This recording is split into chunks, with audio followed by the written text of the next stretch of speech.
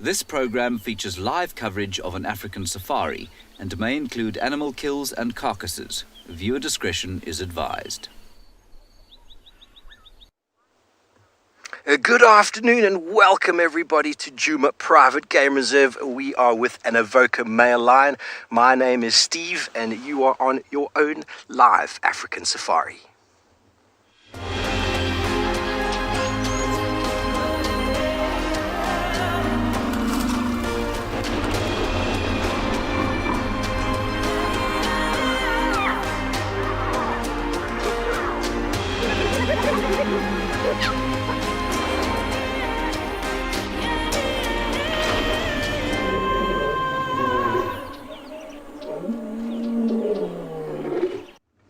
Good afternoon everybody, welcome to Djuma, welcome to the Sabi Sands with our very sleepy and fat Mohawk Avoca male. As I mentioned before, my name is Steve FAULCONBRIDGE. I'm joined by BK and Uhuru on camera. Welcome to all of our SABC viewers. We're very excited to have you with us this afternoon. And we are live, we're interactive, and you can connect with us using the hashtag WildEarth. You can throw them in on the YouTube chat stream, or you can connect with us through Twitch. And if there are any kids out there, please feel free to send through questions for the kids to kidssquestions@wildearth.tv. This afternoon, we are going to be sitting here for some time with not just this male lion, there is a second one behind us somewhere, and a whole pride of lions, the Nkuhuma pride, who emerged on Djuma this morning, and they ate and devoured a sort of sub-adult to adult male impala. That is not, though, what we see in the belly of this lion. There is far more in the belly of this lion than in impala. And what we can surmise happened is that the two males were following the pride at some point. A kill was made. The males took control of the kill, and the pride moved off to make another kill of their own. And that is what we found. Because later on, after spending time with the lions at all the activity, these two very fat and overweight males emerged on the scene. And they are going to be resting. But it is not only myself this afternoon. We're coming to you from 6 locations. And we're going to send you over to Dylan in Tswalu Kalahari.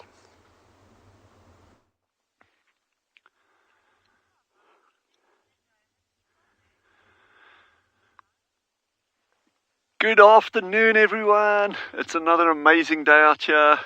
As always, and I know I keep saying it, but I genuinely mean it. It is an absolute pleasure having you with us on these safaris. Any new viewers out there, our SABC viewers, it's brilliant having you with us, and it's just going to be an amazing afternoon out here. We've got some visitors down to the waterhole already. Oh, by the way, Jean-Andre is working his magic on this camera. I'm always like amazed at just how well he gets this footage captured. And my name's Dylan, for those of you who haven't met us yet.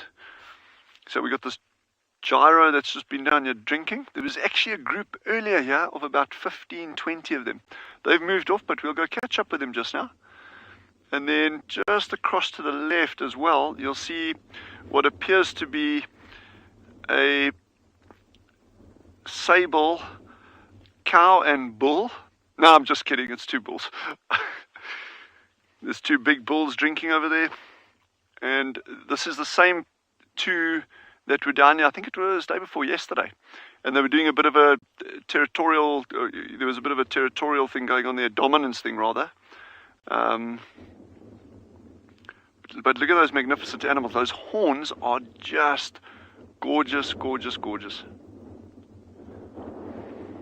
So I've actually witnessed, and you see it frequently, you get these territorial.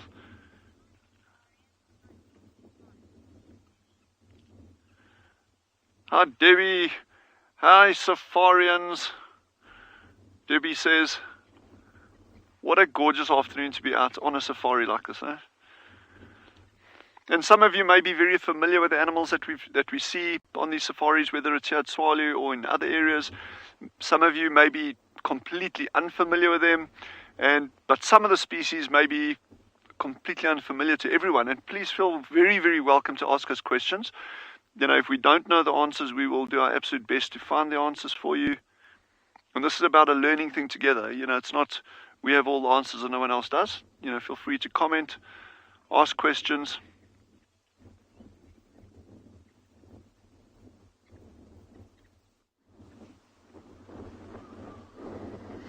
Good afternoon, everybody, and a very warm welcome to Anbion and Ngala. We've just got these beautiful zebras here, and it looks like they actually might be walking away from us, so we've come just in time. They were spending most of the day resting in the shade. My name is Eric. Behind camera, as always, is Owen, and there's his thumb. And like I say, welcome to Anbion and Ngala. We've got some very, very cool things planned this afternoon. We are on our way towards a nice big waterhole where we saw some elephants this morning.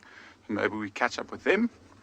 But ultimately, when it starts cooling down a little bit, we want to try head down towards one of our dry river systems and give tracking a leopard a go. We I wouldn't say almost found one, but we definitely saw some nice fresh tracks this morning, so we'd like to get back into that area and see if we can see some movement this afternoon. It bodes quite well for us. We were sitting here just before the show started, and these zebras were all resting in the shade, and now one by one they've started to get up and started to move away, which means that they're starting to feel comfortable in this temperature. So that might bode well for the rest of the afternoon. Maybe every animal that we see might be getting more and more active, which will be really nice and exciting. Apart from that, there are a couple of impalas who are hanging around.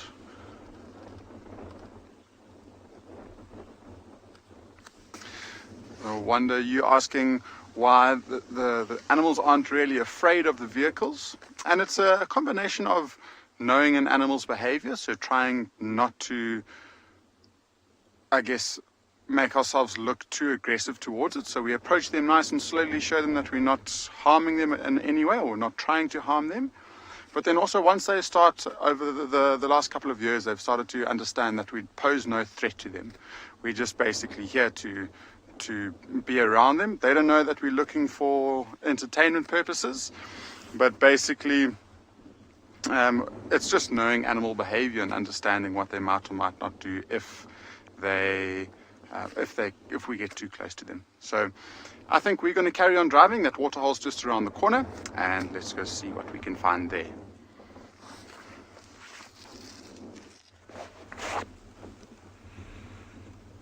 Thanks, Eric. Welcome back live to the Sabi Sands, Djuma Private Game Reserve, where this is the second big male of the Avoca Male Coalition. Isn't he just fabulous? He's been waiting to roll over on his back like that for you, everybody. This is the male called Blondie, and the one we saw before is called Mohawk. There's a trio of 3 brothers, or related anyway. They come from the Timavati to the north, and they've been in this area now for close to 2 years, about 2 years. They are the dominant males of this area, with cubs in at least 2 prides that we know of. The Unkuhuma pride, who hopefully we'll be able to find for you shortly. They're here in the thickets. And then the Talamati pride, which is north of us in Bufosuk. That is where the 3rd male, dark mane, spends most of his time. Doesn't he just look so cuddly? No, everybody, don't let his behavior fool you. He is sleeping and enjoying a very full belly. Linda, you say, yay, the Avocas. Yay, indeed. I haven't seen these 2 boys on Djuma for months. They haven't been on here for months, and so it's really nice to see them again. They've been traveling far and wide with the pride, who's been moving in quite large distances following buffalo. A pride of 7, 8 females. I'm not sure if the 8th one is with them today, and 9 little cubs. And these 2 big males, there's a lot of mouths to feed, and 1 impala is surely not going to do that. A marvelous specimen, wonderful to spend time with lions, but although they are extremely camouflaged in the long grass, he's enjoying a bit of sunshine, while the rest of the pride is hidden somewhere in the thickets.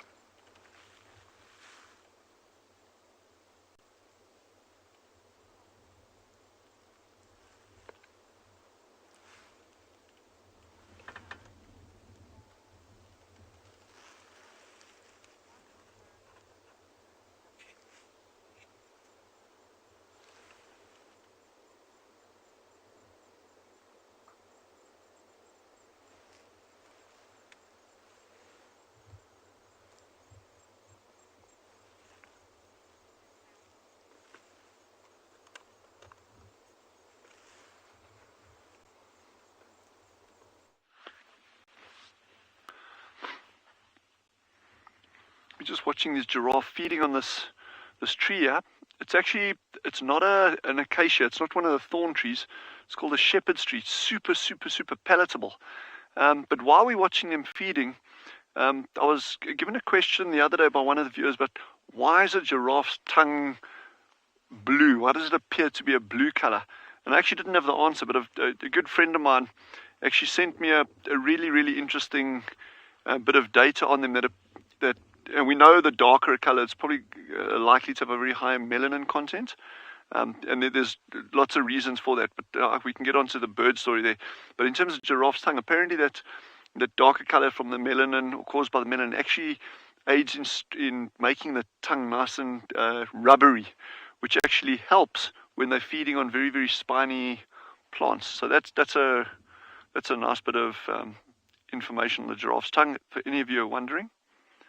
And if you look at the important part of melanin plays in terms of bird feathers, especially your large migrant birds, your primary wing feathers, those very big ones, are often the black ones, very dark ones, and they actually need that for strength. Those feathers need to be very strong for long periods of sustained flight.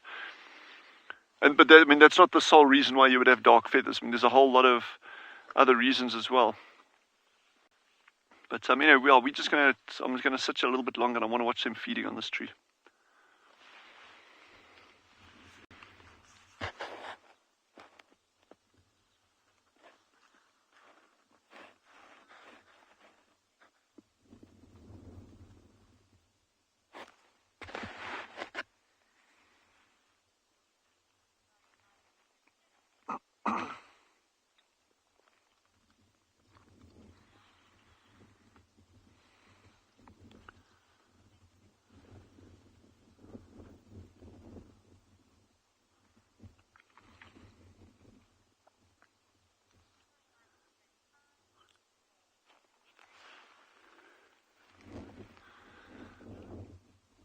What a setting. And it's just nice to see these big adult bulls, which is the one on the back left over there.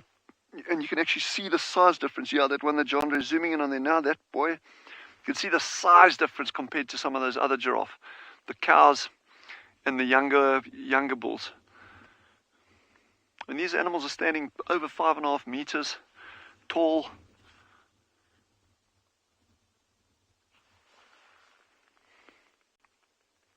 And there's still one.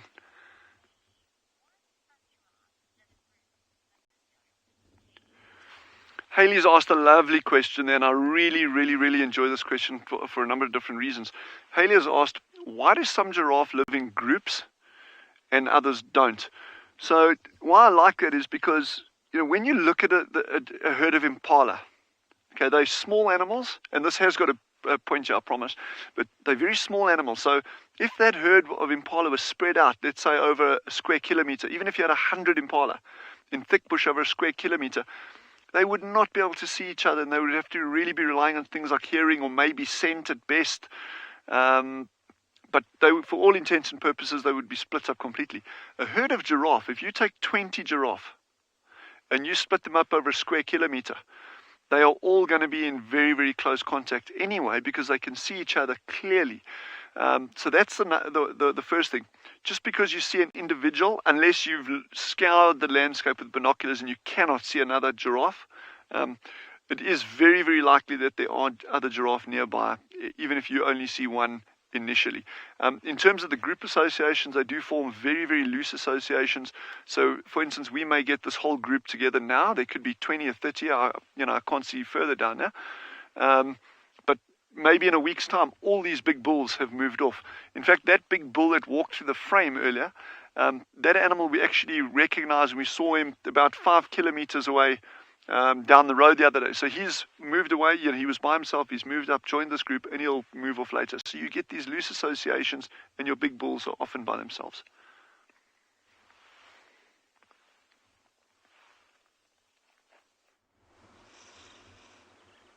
Good afternoon, everybody. Look at this lovely elephant bull trying to hide from me this afternoon.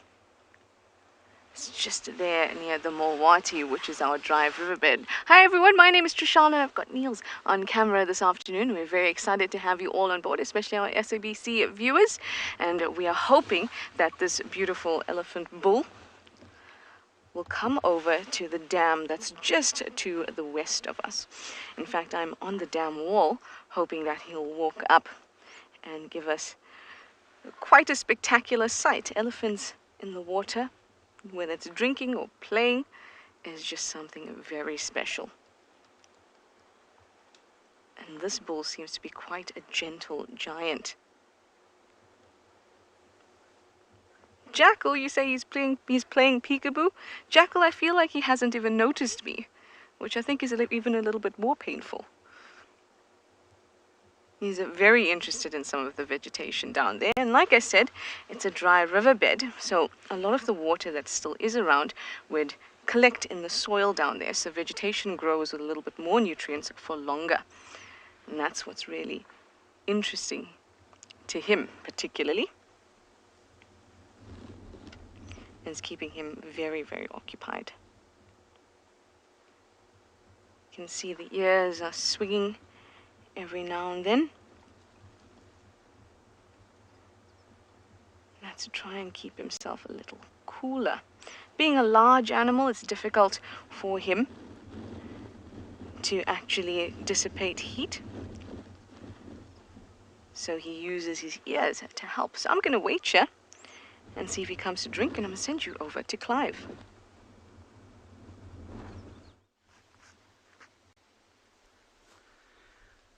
Good afternoon and welcome to and Beyond Phinda Private Game Reserve. My name is Clive, and behind the camera today we have Marcel. So, we have something quite interesting. Trishala was just talking about how big elephants are, and these bones I've got next to me here are actually bones from an old elephant bull that died. Now this happened in front of Mountain Lodge, which is up on our left hand side, and it was two bulls that were fighting, and one of them got a tusk through him and ended up dying. But I wanted to show you just how big some of these and extremely heavy, how big some of these bones are. Like, look at that leg, comes up to halfway up my torso. It's really, really huge. And then on this side over here, I'm sure most of you can guess what that is, but it's one of the spinal columns, one of the vertebrae. Pretty amazing, hey? It's so huge, and it's heavy as well. And then the last one here, it's only half of it, but this is the elephant's pelvis. I think it broke off. It looks like it broke off here, and the other pelvis would have come out on the right hand side, but that is its pelvis, and you can actually see over here where the joint would have gone in. So that's pretty much his like hip, and the ball joint of the leg would have gotten straight into there and obviously been able to turn around. So that is pretty cool. The rest of the bones are all down this pathway down this side, but it's a little bit a little bit away from the car, and also there's a bit too many of them, and they're a bit too heavy to carry all the way up here.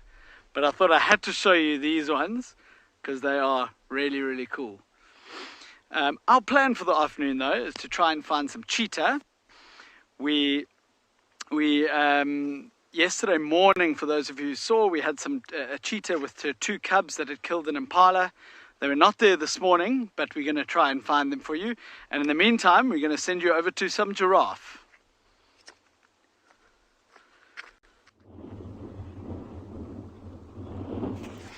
We've got a beautiful scene at the waterhole that we had elephants around this morning. Got these two male giraffe that are drinking, and look, they're looking across the water's edge because there's even more animals coming directly opposite them. So we've timed it really well. We've got these giraffe here, and directly opposite them is a nice big herd of wildebeest that have made their way literally within the last second or two to come down and have something to drink. And just behind the wildebeest is an impala. We timed it really well this afternoon. A Giles giraffe have got, I guess in this area, the only predator that they need to really worry about on a regular basis are lions. And even then, it's a very difficult thing for a lion to go after because they are so big, and they've got big, powerful legs that can deliver a very, very severe kick. And so if there were lions in this area, you'll probably find that something along those wildebeest and that impala would be slightly more appealing for them because they're easier to catch. But it's not uncommon, and these giraffe, when they're drinking like this, is when they're most vulnerable. And so this is when they'll be very, very vulnerable to an attack by lions. And that's why you'll see they won't really spend too much time, and they're very jittery. So if one moves, that other one, even though it hadn't really finished drinking properly, quickly shot its head up to make sure there weren't any lions around.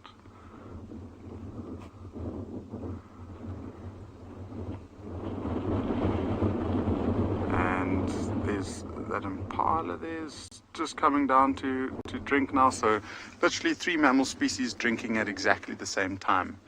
This is a waterhole that we usually have a hippo in, and I think it's probably just hiding behind one of these bushes somewhere in front of us, trying to get out of the wind. But also just look at how quick it took for these wildebeest to drink. They've come down, they've spent less than 2 minutes here, and they're already making their way back away from the waterhole. And they don't want to hang around too much because they consider it as a dangerous area. There's lots of potential predators that are hanging around, and we mentioned lions. There could even be that leopard that we're looking for around here, and so it's not a good place to be. So it looks like they've finished their drink and they're slowly moving away from the water's edge, and I think we're probably going to do the same. We're about 5 minutes away from the riverbed, and we'll probably head down in that direction to try and find a leopard.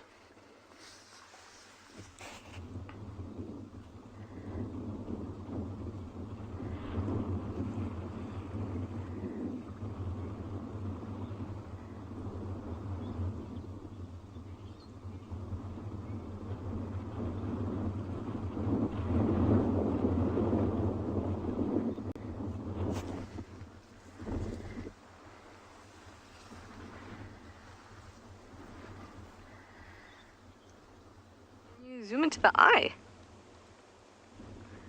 Hey everyone, I think we just discovered that our Ellie bull here is actually catching a bit of a nap. It's tough to see the eyes when I was looking with my binos. The eyes were closed.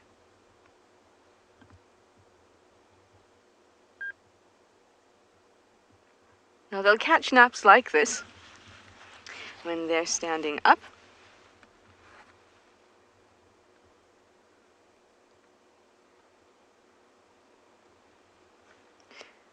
Just gorgeous. I was hoping that he would come out to drink so our SABC audience would be able to see him in all his glory. But it appears that naps are more important. I can understand.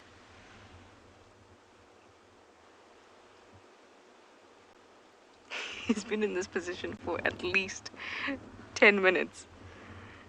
We're so sure he would start walking out.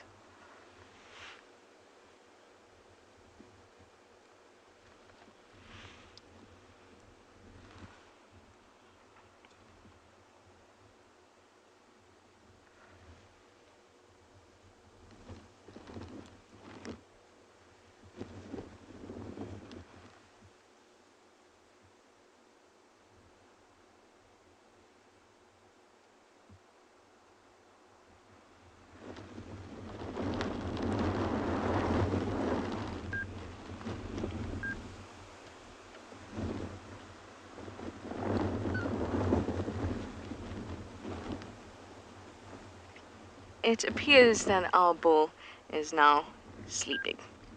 Yes, they do sleep standing up sometimes. Lots of very interesting things about elephants. And remember, if you have any questions about elephants, especially about this gorgeous bull, please do chat to us. We love it when you guys send questions and comments. You can use the hashtag WildEarth and send those through, because remember, this is happening right now live across 5 different locations in South Africa. So as I'm sitting here in my game drive vehicle, this is happening right here. Victoria, you'd like to know how long an elephant will sleep for. That's a really... Oh, sorry, I was just interrupted by a tail spurfowl screaming its way through our sighting. That's a really cool question, because there's different kind of ways in which they sleep. So at the moment, this bull is catching a bit of a nap, and he can stay this way because of a very special mechanism called a stay apparatus, which is a collection of tendons and muscles in the legs that allows him to stay, as the name implies, while he falls asleep. This he will only do for a few minutes, generally not more than an hour. They can do this for generally about 20 minutes, but they're not getting the kind of sleep that they require in order for their body and their brain to function properly. In order to do that, they need REM sleep, and they need to lie down in order to get REM sleep. So you can see elephants standing up and sleeping or lying down and sleeping. But I'm going to send you over to something that is lying down for now.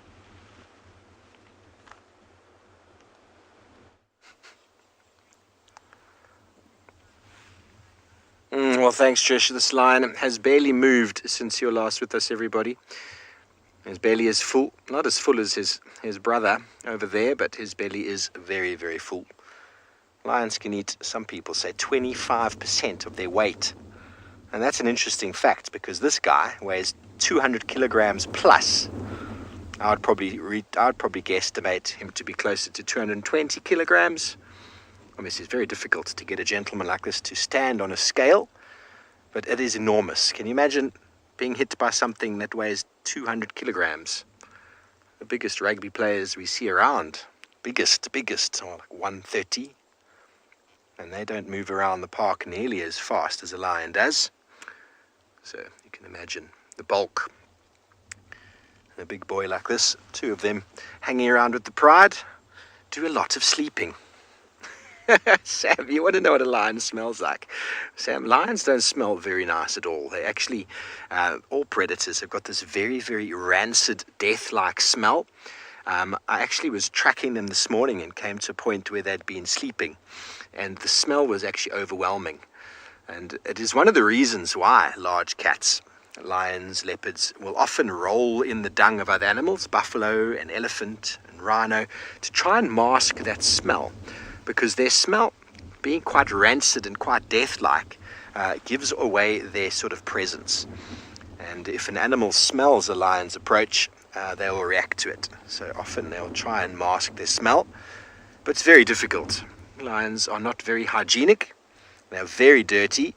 And if you ever did happen to handle a lion, for whatever reason, scientists do research on lions, on cats, it's very important to use gloves, because they are riddled with parasites and infectious diseases that you quite easily could contract, especially parasitic worms and the like. So if you do ever find yourself assisting a vet in whatever work they might be doing, make sure you have some gloves and you wash your hands. And we're going to sit here and hopefully get a visual of the rest of the pride.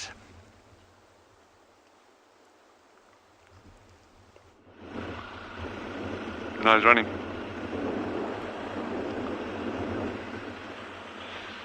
We're just taking a slow amble along. I'm hoping to actually try. It's going to be a long shot. I'm trying to spot an African wildcat. It's going to be very, very, very difficult. They are super elusive little animals. But you never know. This is a good time. The temperature's going down now. So this is the kind of time that they would start becoming active and moving around. Actually got a oryx on the left here. Gemsbok on the right. Military left.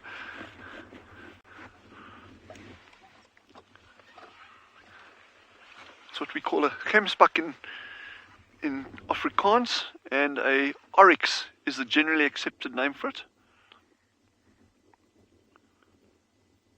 And he's gone. Well done, Smith. Good timing. I played that one perfectly. But yeah, so these little African wildcats, they look like domestic cats. They small little guys like that. They stand about that high, and we're gonna have to be super sharp to find them. But we'll keep on trying and keep our fingers crossed.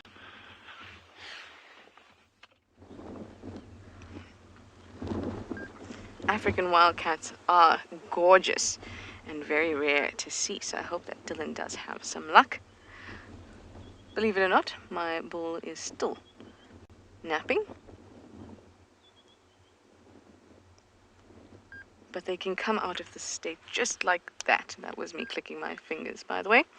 And he'll just be up and about and emerge from those bushes, and it will be absolutely beautiful sight.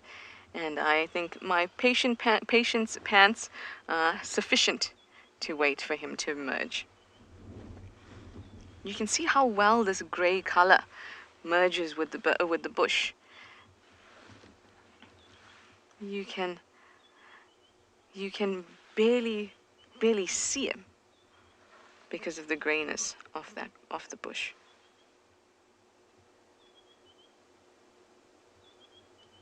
Doesn't really go brown, but rather kind of peels away and this very pale color is revealed, and that's just perfect for an elephant. And if you were driving past here, you would never spot him. The only reason I did is because I saw he's behind from the riverbed, and I thought that this might be a better angle.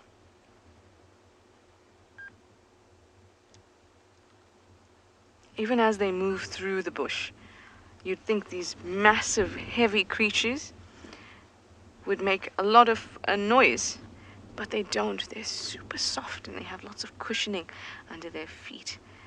Amazing. Snoozy indeed, but definitely, I think, not as snoozy as some lions are.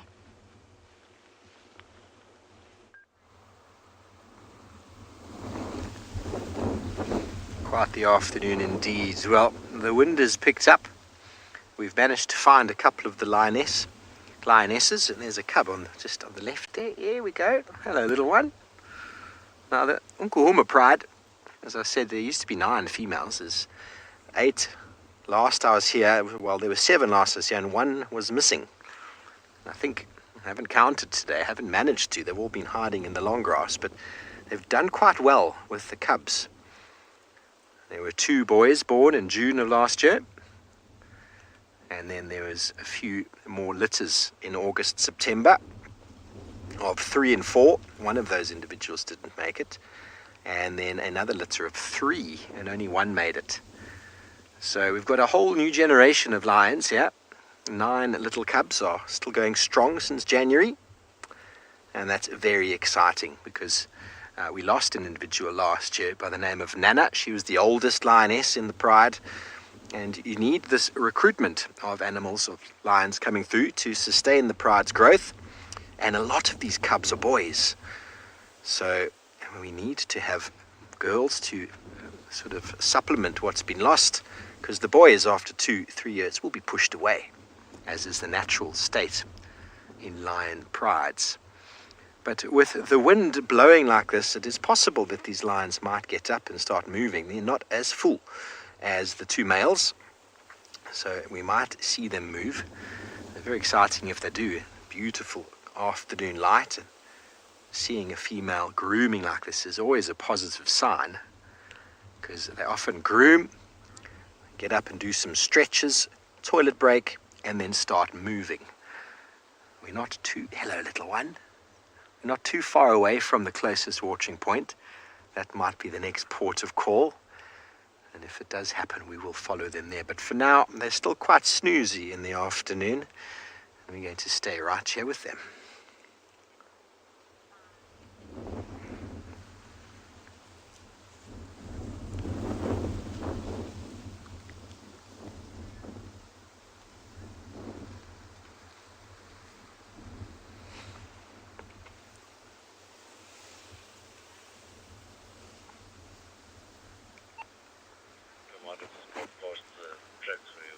Hello everybody, that's all of our wonderful viewers.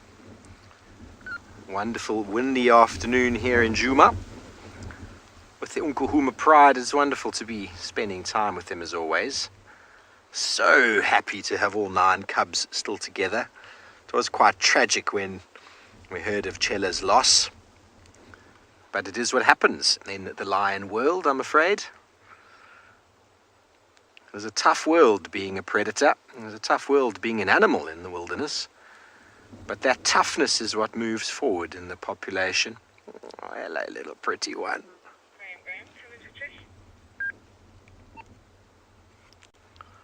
Hello, beautiful lions. Such dark amber eyes on some of them, aren't there? I wonder if we could actually tell who Amber Eyes' cubs are by the eyes, because some of them really do have those dark chocolate eyes, which is so special to see. Hello, cute one.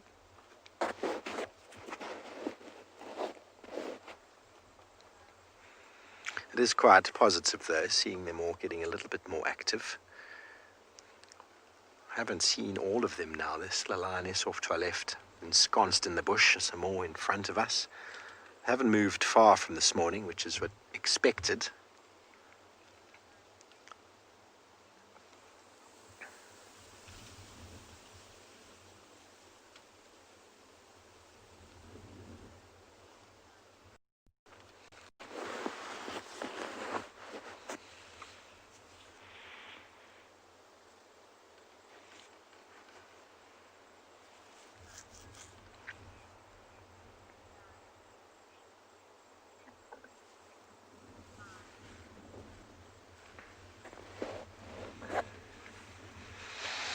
Welcome back live to Djuma Private Game Reserve, everybody. We're getting some wonderful views of some of the cubs lying up in this wonderful golden light. They're trying to push the snooze button and let their day drag on a bit longer so they can catch up some more sleep. But the wind is picked up, as you can tell, with the grass moving around their heads.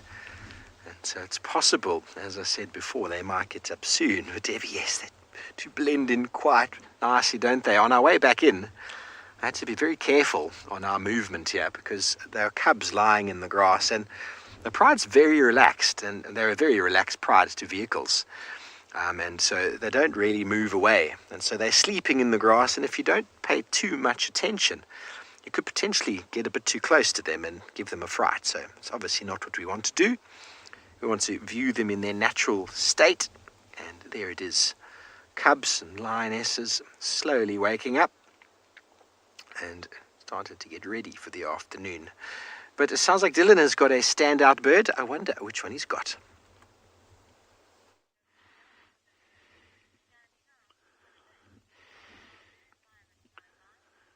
Okay, for those of you that are keen on birds, watch. Oh, we just got a kill. Oh, it dropped it. Oh, get it. He's going to get it. Oh my goodness. Can you believe it? How awesome was that? Yes, that was fantastic, man. Jandre, good job. You got that. Yes, what a winner.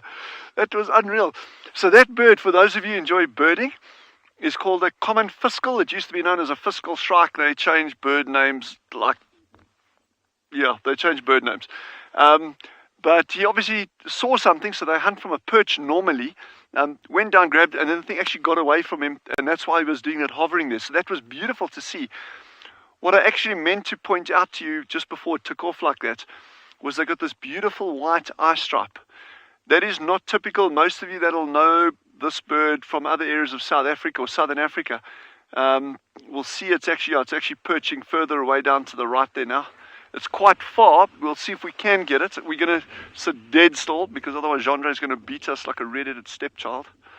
Yeah, you've got it there. You'll see him sitting there. But most of you that'll know this bird from other areas of South Africa would actually recognize, if you look carefully, you'll see that it doesn't have these white eye stripes. So this is what we call the Western race. It's the same species. It's nothing different. It's just a different form of the bird. Ananda says that was awesome to see. Totally right. I mean, it's little things like that you can't predict. You can't, there's no ways we can say, okay, we're going to sit in this, we're going to watch this bird catch something. It's, the likelihood is there, but you really just got to spend time, and to be able to stop like that, and then suddenly it's doing it. That doesn't happen often. So that was brilliant to see. It's actually caught something there now. Sorry, Jandre, I'm really messing you around. But it's on that same bush on the left-hand side. It was actually pulling something around.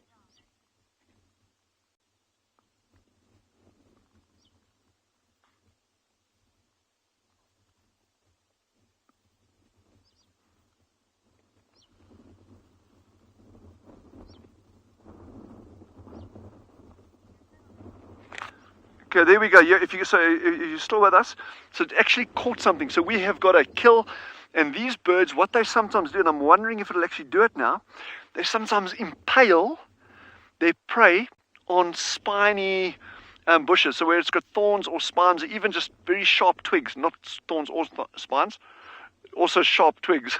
And there are differences there, just out of interest. But so I was hoping we might actually see it do that. So if it does that and flies away, then we'll walk close and we'll go have a look later. But how's that? So we got a kill this afternoon. So I think we're just going to pack up and go home now. Kidding.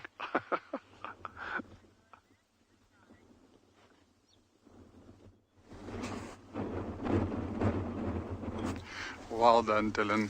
Great work on that kill. We also thought we would do a little bit of birding, and I think it's still quite windy and it's quite hot, so these mammals are spending quite a lot of time resting. We're not seeing the action that I was hoping to have so early on. And this is a bird that we typically find in this nice short grass. The one on the left, that is. I'm not sure about the one on the right. We'll have to see if we can get a closer look at it. But as it puts its head down, see it's got that white ring. and the black top on the head with the very, very bright red legs and bright bill. It's called a crowned lapwing. And the bird, I think to the left, might be a bit far for us to see it properly, but it's some sort of pipit. With those little pipits, it's sometimes quite tricky, but there are more birds, a few that are a little bit closer around this nice open area. There is that one there that's just come into frame. It looks black, but once we get zoomed into it, especially in this light, look at the colors as it moves its body. The beautiful shine of the Burchell starling. And so Burchell starling has got that very long tail. It's got a black eye and quite a, we call it an ear covert. So basically it's like a big semicircle from the ear out towards the temple of the bird. And that's very, very dark. So always a good way to identify a Burchell starling. We do have one more species, slightly stuck in bed. For me, it's not only a birding Monday, it's a birding every day. I would love to bird all day, every day. It's so cool. And this is, I mean, look at the activity that we're seeing here. We've just seen 2 species or 3 species, including that pipit. There's another one over there, that's a blacksmith lapwing. So without even really trying, we've got 3 very, very active birds that are all feeding. And the only mammal that we can see is an impala, which is right over there on the left. And look what it's doing. It's in the shade, so it's trying to shelter itself from the sun, and it's also trying to shelter itself from the wind. And so most of the mammals at this time of day are probably going to be doing exactly this, especially animals that depend on their hearing and their smell. And this wind distorts a lot of noises and a lot of smells that they get, so they won't be able to pinpoint exactly where that incoming leopard might be. And so the safest thing to do is just try and find a place where it's as sheltered as possible, and that will hopefully try and reduce the risk of not being able to smell or hear. I wonder, these animals definitely in this area do have enough water. I mean, it's very typical for us to go through a dry patch at this time of year. We've got 3 really nice big water holes that these animals will depend on, and so they'll move from one water hole to another. And we've got, I mean, that water hole that we've just left was almost completely dry at the beginning of the year, and it's now the fullest that it's been in almost 26 years. And so that's going to carry us right through until the next rainy season, which should start in November, December time.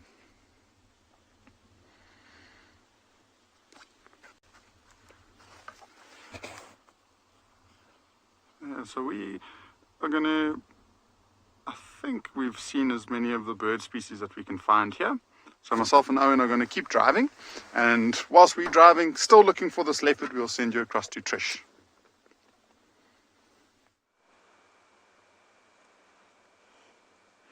It has woken up, but like everybody who wakes up after a nap, is a bit groggy. And he's obviously decided to turn around because he's not exactly thirsty. So now we're back in the riverbed. He's starting to move about.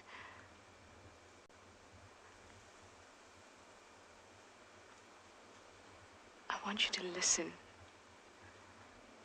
as he walks and he breaks little branches.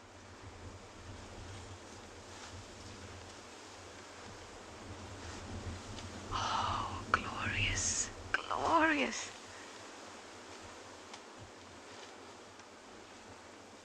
He's made it to the top of the ridge. It's quite comical to watch elephants walk uphill. Now you're directly behind that bush. Yes! Come out, everyone wants to see you. Definitely playing hard to get.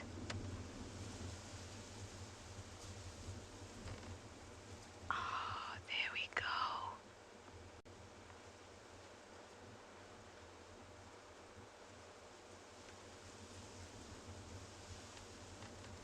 Amazing. Now he's going to go to the water. I can't wait to watch him.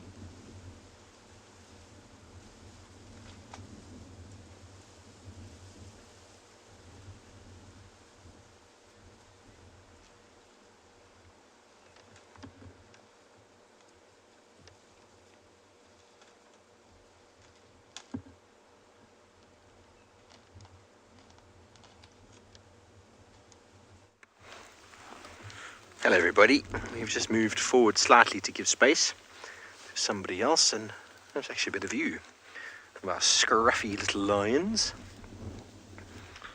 And the cubs are starting to get a little bit more active, which is awesome. That one anyway is. The two in front of it, look at them, little cuddle puddle. Oh, look how cute that is. Who doesn't like a good snuggle? Tell me. I mean, we all do, don't we? And it's important for lions to do things like this. They scratch each other, beat each other, fight each other. They have to reaffirm those social bonds later on. And they do that through grooming and cuddles.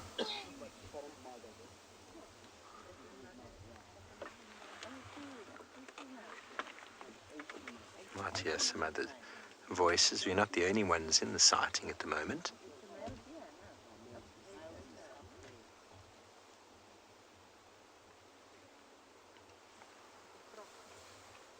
Have not been able to get a tally of how many are here.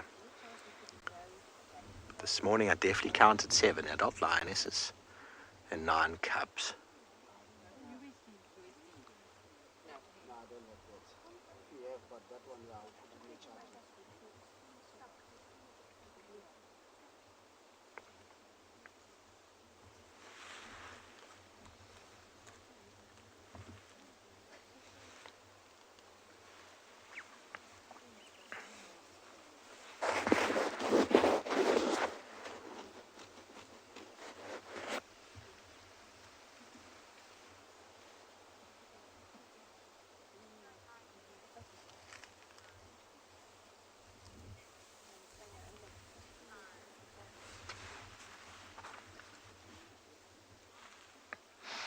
Welcome back live to Djuma Private Game Reserve in the Sabi Sands, where we are still here with the Unkuhuma Pride, a pride that hasn't been on the property that often of late, but a wonderful surprise this morning to hear the noises. We heard some sounds from camp. We weren't quite sure what it was. It was definitely a growling, and then we picked up some tracks and managed to find the pride enjoying themselves some breakfast.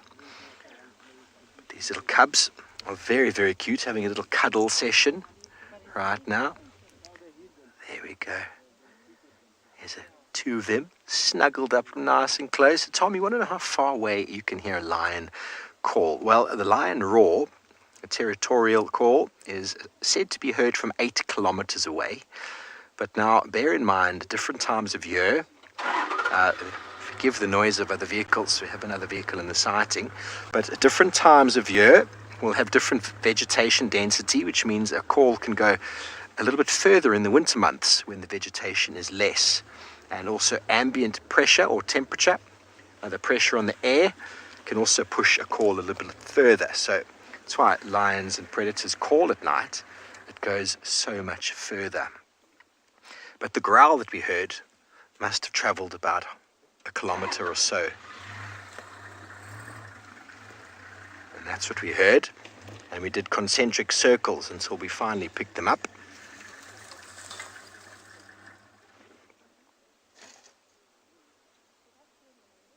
But 8 kilometers is far.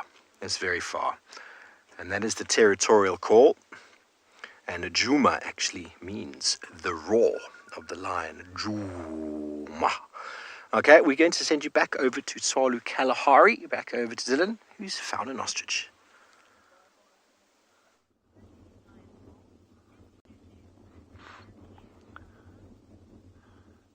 Oh, so we got some ostriches down here, 2 males and 2 females. The males are the 2 in the front, the very dark ones, the black ones. The females are the ones at the back. But I just heard one of our colleagues was chatting about the name Djuma, that means the roar of the lion. And it's got some kind of bearing on ostriches, where the sound that an ostrich makes is vaguely like this.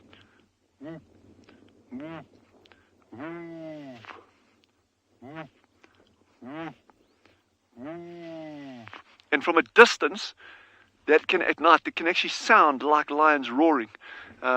So I've had that many times. Oh, lions, but it's actually ostriches.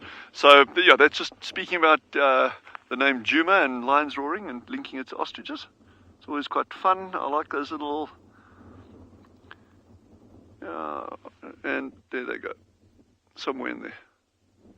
Somewhere on the African savannas, there's ostriches walking. But amazing birds that they've got such a prehistoric look to them. Monique says it's good to see ostriches on the move. It really is. And it's also nice to see these little aggregations of them. They're starting to group now, and what you typically get is you'll get a dominant male and female, and so they actually, that hen, that dominant female, she'll actually allow other ostriches, the other females, to actually lay their eggs in her nest as well, which is kind of counterintuitive in some ways. I say, well, why must I look after all your eggs? But remember, she starts the nest, so her eggs are in the center, and the other hens lay their eggs around her, so her eggs have got less chance of being predated or getting cold than the other hens. So there's actually quite a good strategy there.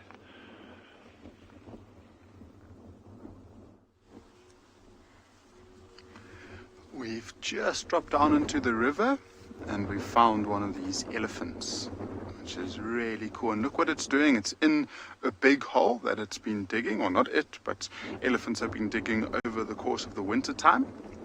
And what it's doing is just trying to dig for water. But I always find it so fascinating how they choose the cleanest water possible. So they've got this hole, which is obviously the sand is filtering through as much of the clean water as possible, but literally less than 10 meters away from it is this perfectly available water source on the surface.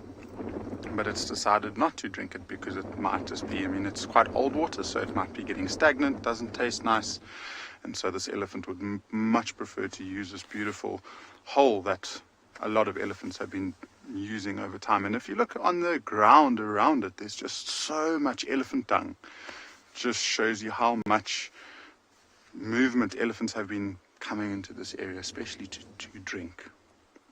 And surprisingly quite good. I mean, if that hole might be about half a meter, and it will get a couple of liters of water at a time.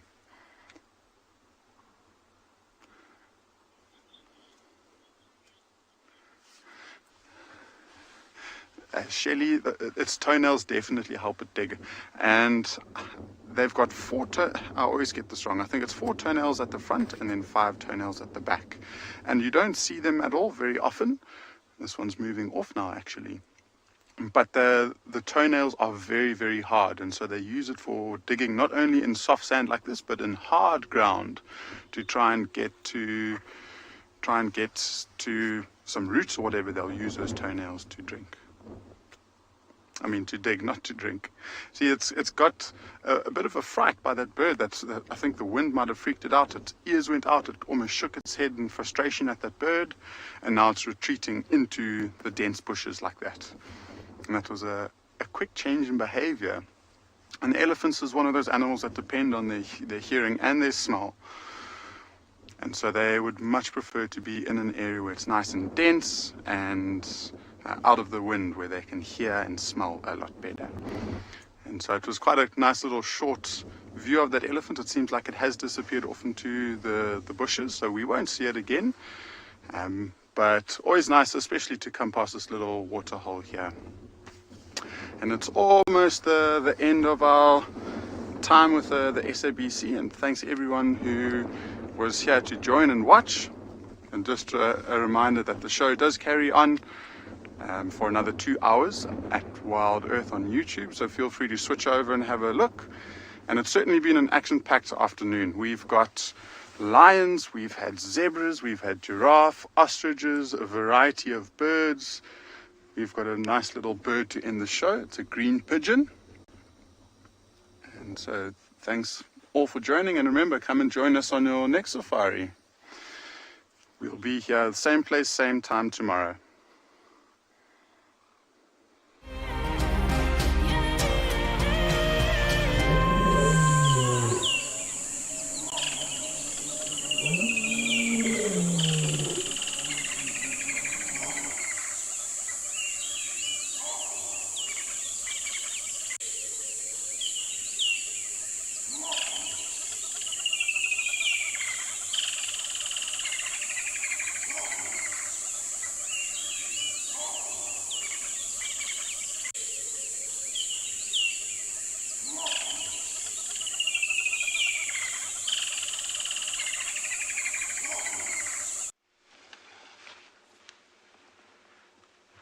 Hi everyone, our elephant has finally come out in all its glory.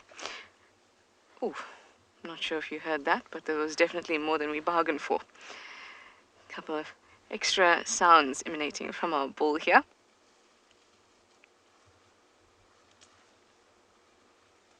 So careful, this elephant is so careful and so gentle, and I'm just enjoying watching him so much. So comfortable with us. Just a gorgeous. So remember guys, questions and comments using the hashtag Wild Earth or the YouTube chat stream with @FC or Twitch. Whatever you like, and chat to us. Look at those eyes, they're kind of half open.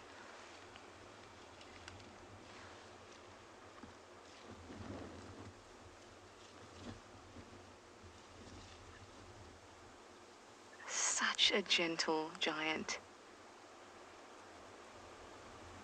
Not once has he given us a look of why are you following me or anything like that. Not a head shake. Nothing at all. It's absolutely peaceful.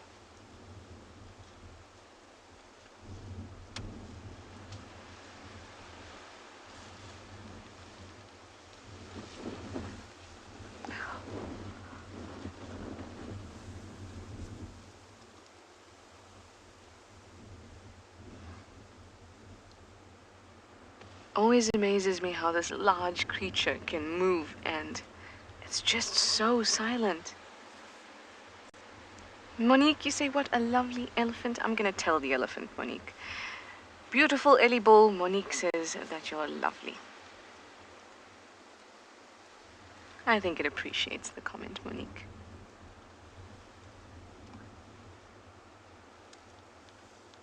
It amazes me, and I feel that this is something that I've just seen and observed, that all the elephants, really big cows and big bulls, they seem to be so deliberate in their movements and so careful. Middle-aged elephants, or elephants in their teens to 20s, they also can be that way, but they're also a little bit they can be excitable as well. Not to say that this bull wouldn't become excitable or aggressive if he's in a situation that calls for it. And the youngsters are still trying to figure out themselves and their body and their space and where they fit in. And there's just so much wisdom and care as the elephants get older. And I've just felt that from me spending time with them. Each little thing that they pick up is so careful. It's awesome. Anyway, I think we're going to leave this guy to go about his business in his calm and peaceful Zen way, and I'm going to send you over to somebody else who is like an elephant, very wise, but a little more excitable.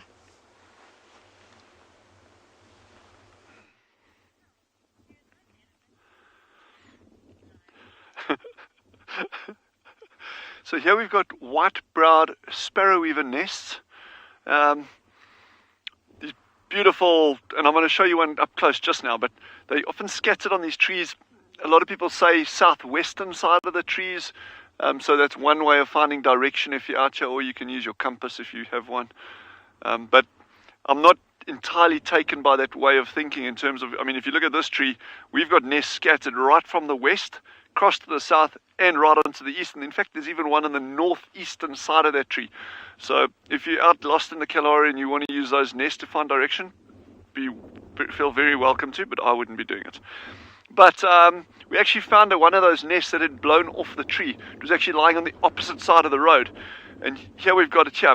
And it's really, I'm really glad that it actually did blow off. There's nothing in it. They're not breeding now, so you don't have to worry it didn't impact on anyone. But what's really unique about these nests is they actually have two entrances. So they've got an entrance there. Okay, and then on the other side, there's the other entrance. Okay, so it's actually, these nests are completely hollow. You go right through like that. And the idea is that a predator, and this is actually the primary entrance on this side, by the way. The idea is that a predator comes in. If there's anyone roosting inside here, the adults, dunk, they can just slip out the back. In the breeding season, they'll take one of these nests, and then they'll actually close up the end. And then they'll use this as the nesting chamber. And it's just that one pair that breeds. And they also termed what we know as cooperative breeders, so all the other little ones will help, or the youngsters from the previous brood will actually help raise the next lot of chicks, or provision them. So there's some fun stuff going on there. A couple of interesting things about this nest. This grass that they're using is called silky bushman's grass, and it is incredibly soft, very silky. And I think, and we can show you other nests like this later, I think that you could potentially use this nest. Jenna says it's awesome, and it really is awesome. These are funky, funky, funky nests. But I reckon you could actually use, in some sense, you can use these nests as a rough proxy for habitat quality. Because what I've seen these birds using, like when they're building the nests like this, and it's a lot of silky bushman grass, it's beautiful, because they obviously need to find that grass in order to build it. But there's other areas where you can actually use, where they actually use completely different nesting material, very twiggy, hard bits. And the genus there that they're using in some areas is what we call Senecio. It's actually like a very weedy little herby plant. But anyhow, so they can adjust the different kind of material that they nest with. So they're not fixated on having to use one. But these nest good quality grass. But they've also, then they'll line it with feathers in the nesting season, which they don't have in here. But here's actually an ostrich feather. They've actually used an old part of an ostrich feather. Small ostrich feather, but an ostrich feather nonetheless. Cool. Put you back in there, I'll see if I can. Well, everybody, our lions are up, looking around. Welcome back to Djuma. Not sure what's gotten them, but the wind is coming from our left-hand side, and that is where the male lions are as well. And one of the males moved, and it got all the cubs a little bit anxious. They all had their heads up. They're all looking at the male lions, trying to, I don't know, piece together what's going on with them. I suppose you would if you had these big powerhouses hanging out. You're going to make sure they're always in the right mood. And it's always funny when you see the big males hanging around nearby, how the cubs will sometimes tentatively go closer and try and bug them a bit. But they learn their place. They know that the big males aren't really to be trifled with. Doesn't mean they're not curious. You know that toy you're not supposed to play with? That is exactly it.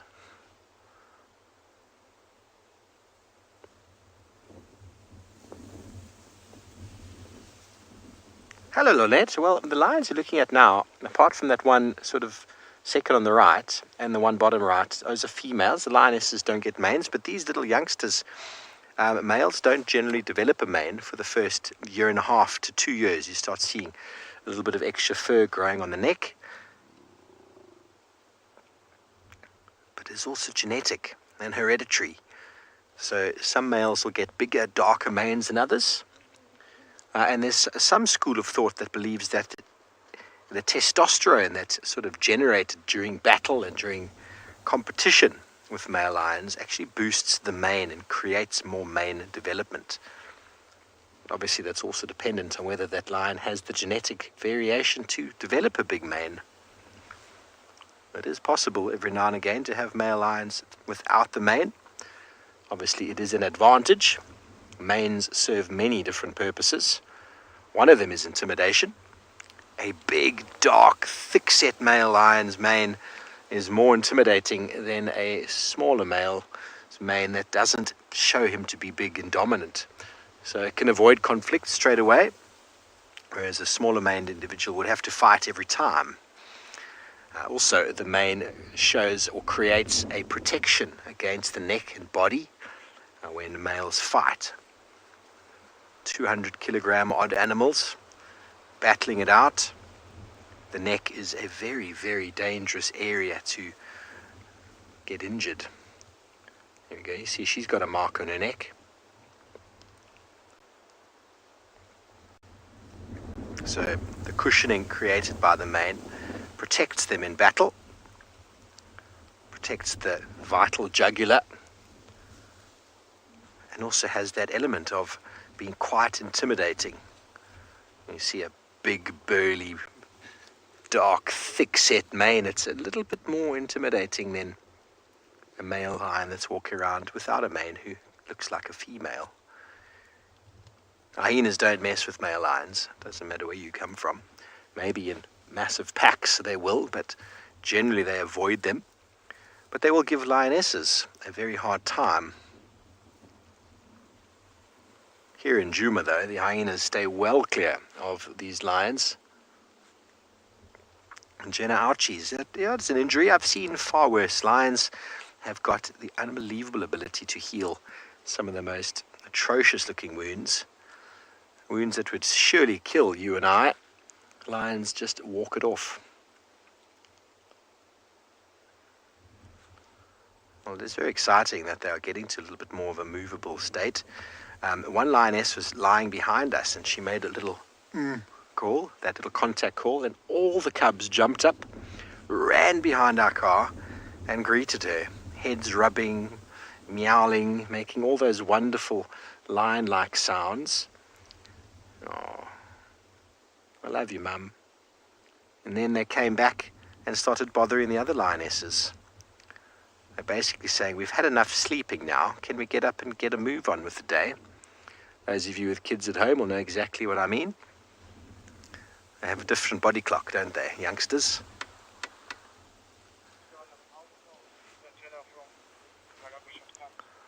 Very good. Well, we're going to stay here with our lions for a moment or two longer, see what they get up to. Meantime, we're sending over to Scott.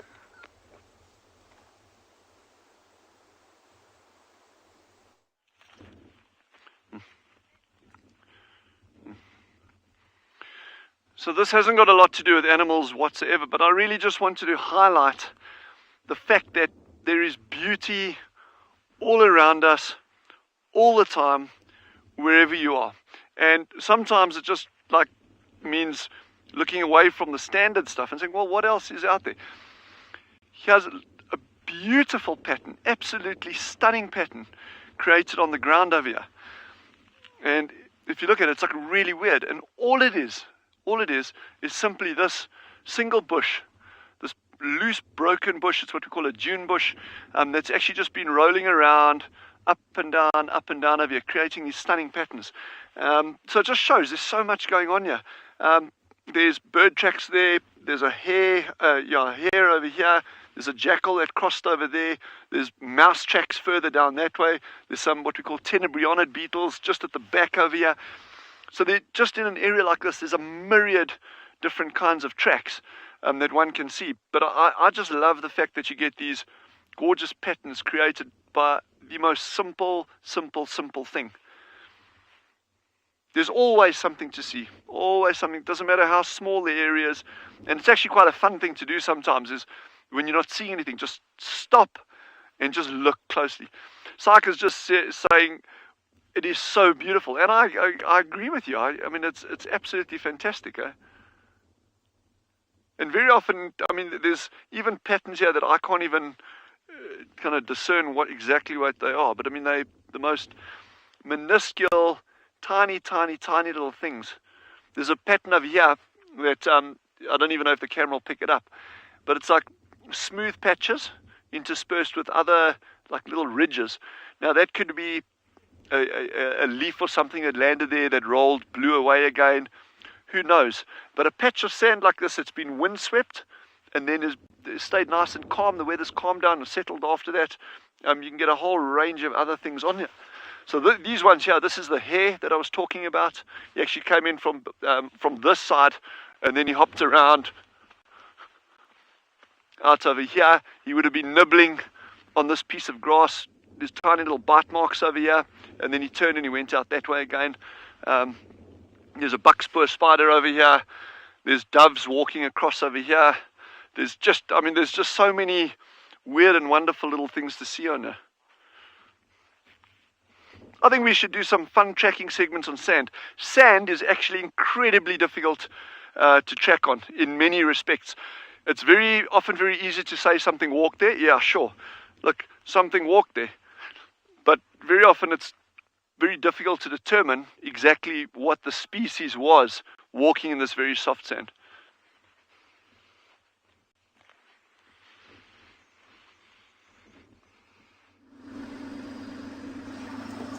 So this sand in particular is also very difficult to try and find tracks.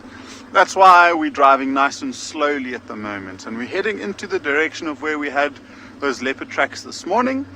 We're trying to see if we can see tracks of the leopard that might have been crossing the river, but then also trying to see if we can spot it, which is probably even harder than finding the tracks. And I mean, if you look on either side of the river now, it's quite interesting. We've got one side that's completely exposed to the sunlight, and one side which is completely in shade on the left. And so if I was a leopard who wanted to remain cool and remain hidden, the spot on the left hand side would be a lot easier to do so. And so I'm focusing more of my attention scanning up on the banks because of that, just to see if he's not resting down on top of the bank, using the bank as a point of elevation. About 4 days ago, we had a wonderful sighting of the Makoti male exactly in this area. And it will be lovely to see if he's still around. But other than that, we haven't seen too much apart from those elephants a little bit earlier on. One or two nice little kingfishers along the riverbed, but otherwise I think this wind is keeping the birds in the bushes. And just maybe quickly, just to show you for a second, well, I'm doing my best to think like a leopard. I can hardly think as a human at the best of times. But just to show you how much the wind influences this, will this be fine? Further back. Further back, okay. So I'm going to just do this for a second and put my fist down. Just so you can see, that is the freshest track that we have in this area. And so the ridges are still nice and defined. There's some good shadow over it. But if I mimic the wind, so say the wind has been blowing and it blows the sand over it, and we don't have to do it much. Look at how quickly the track just loses definition. And so a track that was formed only a few hours ago could look sometimes a day old. And then eventually, in very, very, very strong winds, the track can completely disappear. And so this is why tracking in big open spaces like this is sometimes quite tricky on a windy day. That's why we're trying to spend as much energy trying to spot this leopard rather than just looking for its tracks.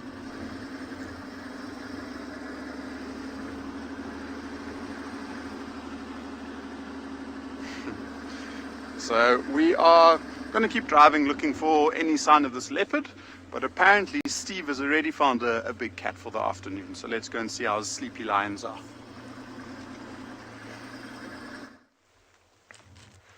Thanks, Eric. We are indeed chilling like a lion. There's a big puddle here. I'm just going to keep quiet so you can listen. The growling.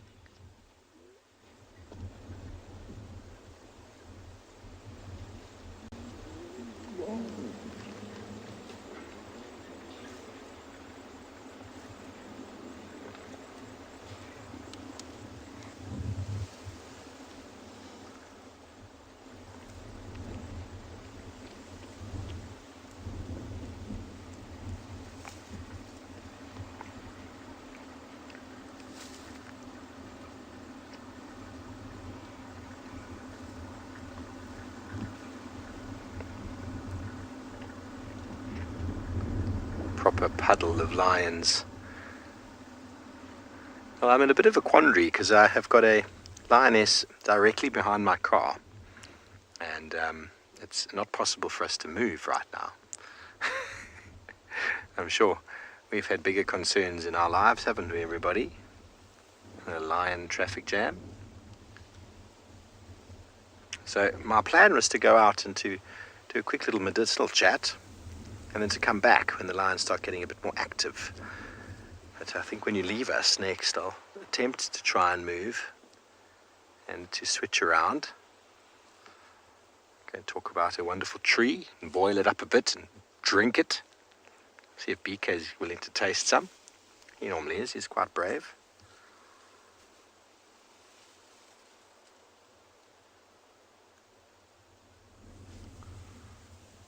But it's also a tricky one, because you don't know what's going to happen next. These lions could jump up and do something like they did a few moments before, when they all got up and started rubbing each other's heads.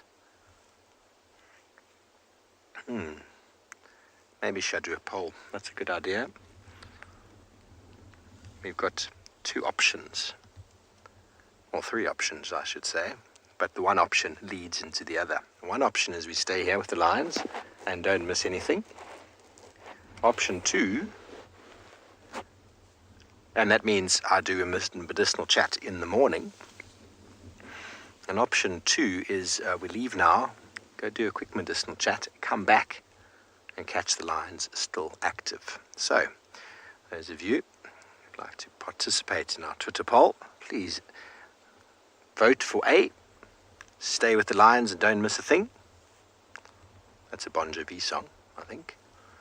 And do the medicinal in the morning. Or B, go out quickly and come back.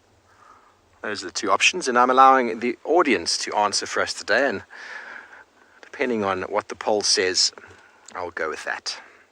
Fair enough? I think so.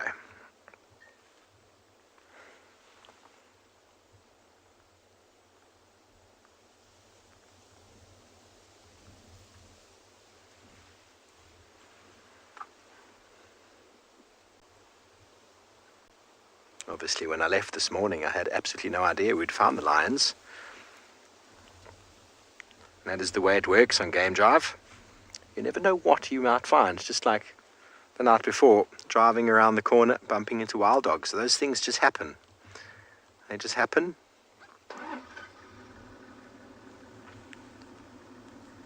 And you never know what could happen next.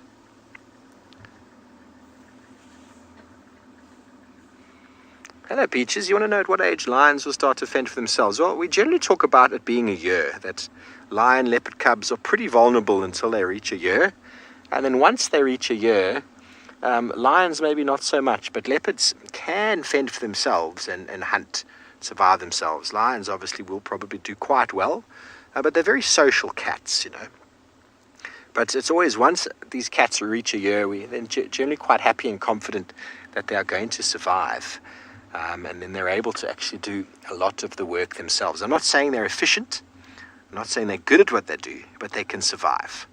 For example, a young 1-year-old lion, 1.5-year-old lion would easily be able to steal kills from hyenas and leopards. Wild dog, they become a scavenger.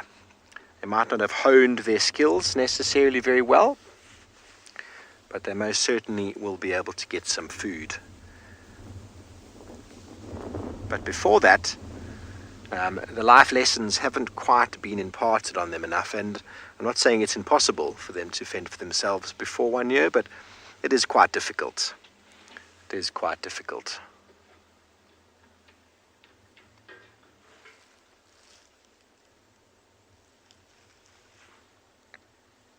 And the female cubs will remain in this pride for life.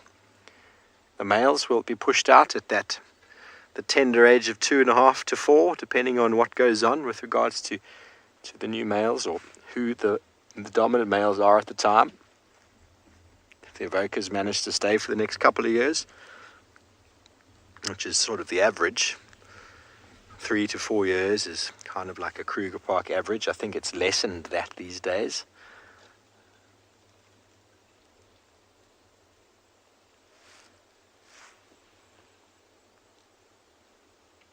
but the cubs are essentially weaned, and yet they are still suckling. So, oh, the poll is a mixed bag, everybody. So those of you who haven't voted, go and make your votes.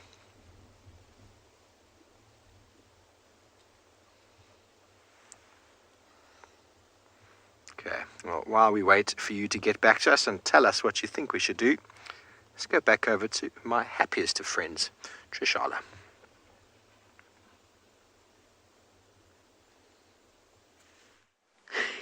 It's like playing a game. Where they're going to come next.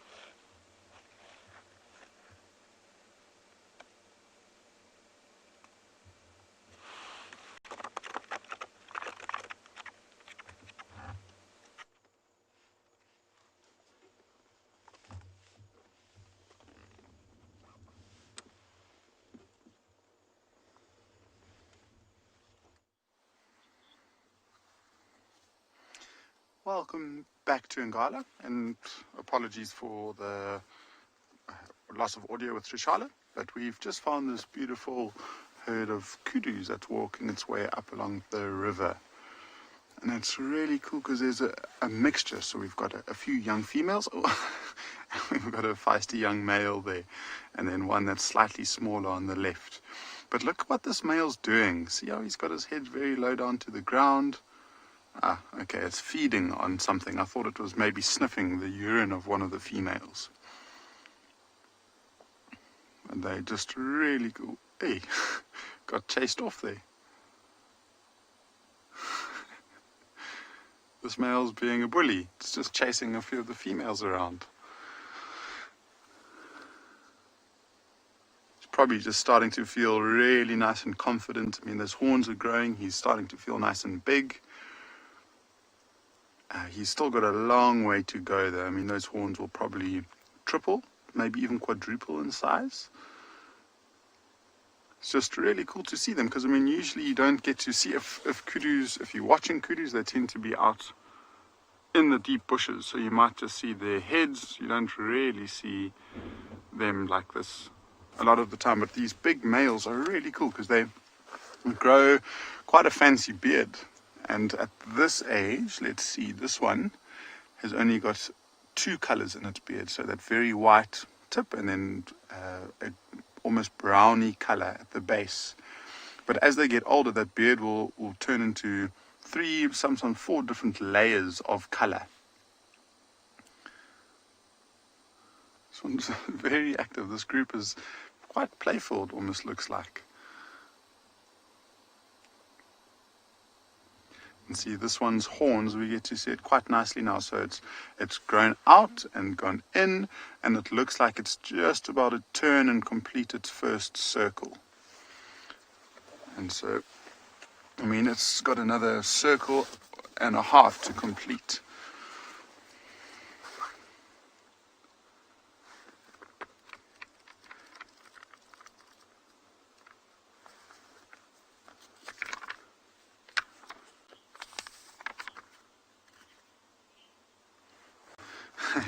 Louis They do look a little bit like a cross between a zebra and a deer, so it's quite an apt name. But let's have a quick look, because the book that I have has got quite a nice way to age these males. So I hope you managed to have a decent enough look. We've got this little chart over here. And so it's definitely older than 9 months for sure, because the horns have passed the ears. I mentioned that it just started turning. And so it's somewhere, I would say it's somewhere between 17 and 21 months or so. So probably closer to about 20 months, call it maybe 2 years. And then the second male's maybe closer to about 16, 17 months. So that's a cool little chart. And then when they're over 3-4 years old, they're completely in their prime, and they've got those beautiful spiraled horns that everyone loves so much with the kudu. Like that. So let's see if we correct. I mean, have another quick little glance at this, then we'll go over to those two males and see if we can determine their age properly. So there we go. We say in between these two. Let's go see if we correct. So both of them are quite conveniently placed. They're sitting right next to one another, so we can see. I mean, that one on the left-hand side has got really nice big horns. This one in the foreground, see the horns have just passed the ears and have just started turning in. And so I would say, I think we are right.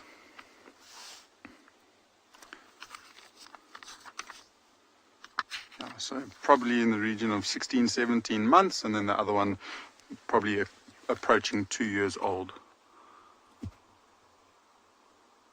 It's one thing that has absolutely fascinated me, and I've never quite figured it out.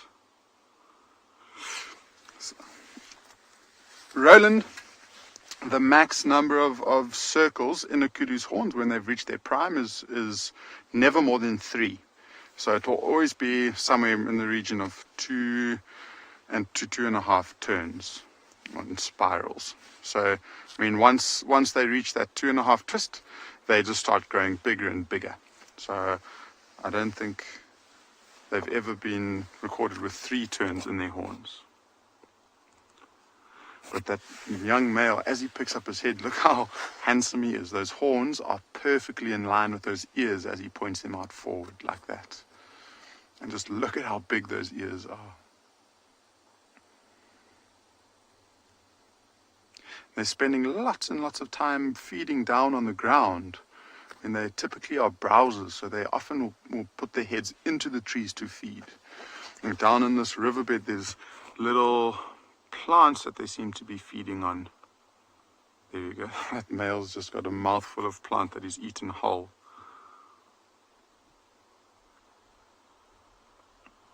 So they're actually not targeting any of the grass. It's actually a small little plant. It looks like a small succulent of some sort.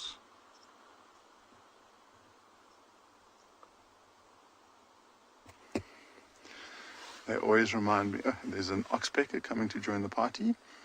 Just look at the difference in the facial markings between the female on the left and the male on the right. That male's got much, much, much more defined white across the bridge of his nose compared to that female who basically doesn't have any.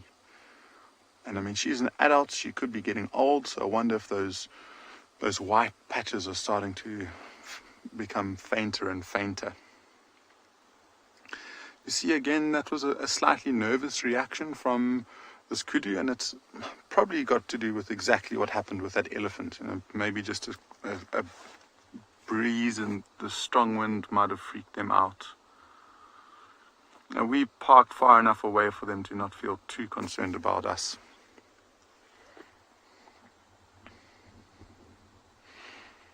So I think Owen and I might wait for the last of the kudus to disappear up into the bank before we continue on. But I think Steve is waiting to show you some lines, so let's go across to him. Well, come back. Look at that beautiful little paw. Isn't that a splendid little shot? Little toes on the pad. Our puddle of lines is fast asleep. All action dried up. And we find ourselves alone in the sighting at the moment. And I know the poll is still raging about should we go, should we stay? And I don't know what the answer is at the moment, but because there's no one here, there's no one to come back to. So if these lions get up and leave, that's it. They will be gone without an enormous amount of effort to try and find them again. So logic tells me to stay for now. Oh, there's the claws. So 57% of you wonderful people out there on the Twitter poll have agreed I should stay. So if it was going to be on the fence there, due to the fact that there's no one here to watch the lions and see where they go to, we're going to stay. So we'll do it in the morning. I do apologize, everybody, but these things happen. I do have all my stuff with me ready, just so that you know. Plenty of time to do some static plants. I know many of you are quite happy to have seen the ukuhumas today. BK is actually quite disappointed because he's not going to be with me in the morning, and he really wants to do the medicinal Monday. He's not scared to taste my my decoctions. Some of you out there think it's quite funny. It has become quite a comical thing. Those of you who have no idea what we're talking about, you've got something to look forward to tomorrow morning. But it's very interesting because Chela is obviously the female with the youngest cub here. And we were seeing her cubs around quite strongly in December, January. And so the weaning time of lions is maximum 10 months, so 7 to 9 months. So it's very likely that because Chela is still suckling, it's encouraging the other cubs to still try and suckle from her. And it is one of the things that makes it difficult for lion cub success, is if there are older cubs that can hog the milk of a younger one that needs it from mum.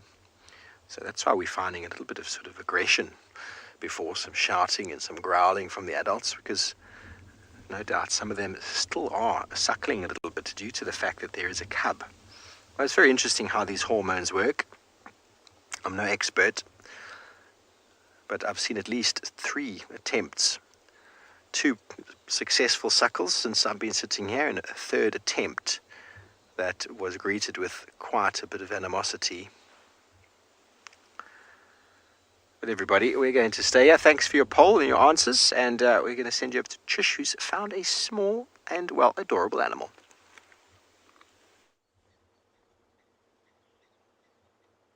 We're here at the dam, and these hippos have figured out that playing on an island is super, super cool.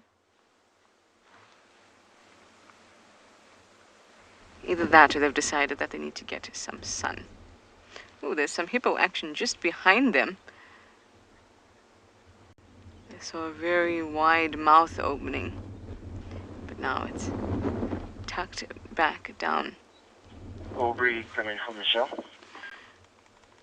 That youngster there also came out briefly. Given that it's getting darker and cooler quicker, hippos will actually start to move out of the water earlier than they would ordinarily, because of course they graze on the land. Very few things scare hippos, so it's unlikely that they got scared onto this island. It's most likely that they're just trying to sun themselves a little bit, which is, this type of sun is ideal. It's soft, it's wintry. It's not going to dry their skin out too much. Remember that their skin is very, very sensitive.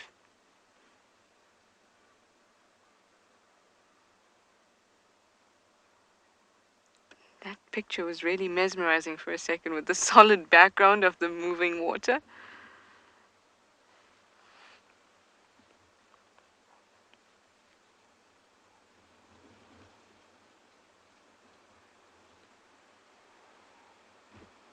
I love when they open their mouths. I think it's just very, very cute.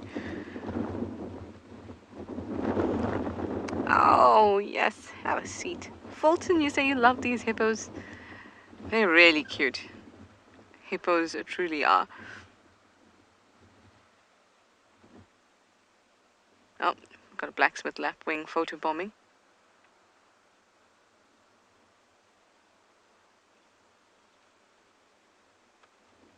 Oh, there's a mischief maker of a hippo coming up behind them. I say mischief maker because that's the one that popped onto the island first. It's a littler one. It's not the littlest one that we've seen here.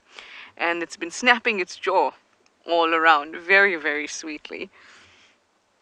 Oh, and now this one's sitting a little like a dog.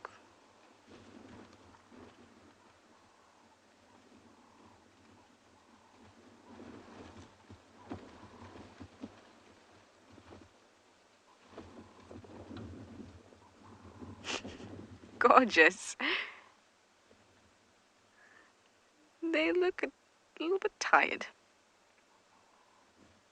Yes. Very tired. Now, I'm going to send you over to Mike. I hope that he hasn't been napping, much like this hippo looks like it's going to do, because he's only coming out now for this afternoon.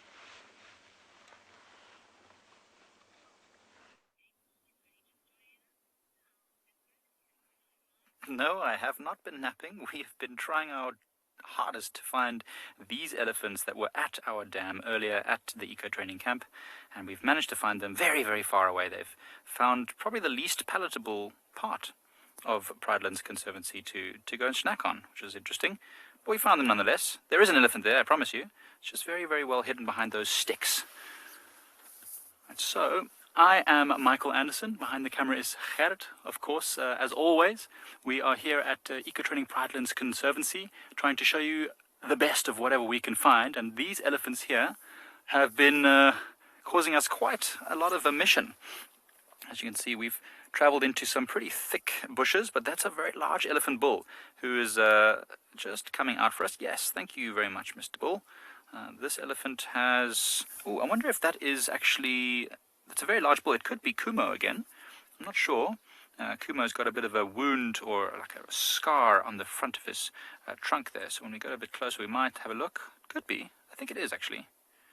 Anyway, this is a large elephant bull, and there's a whole herd here. It's actually the herd belonging to the elephant who we call Alicia Keys, because she's got a huge keyhole rip in her right ear.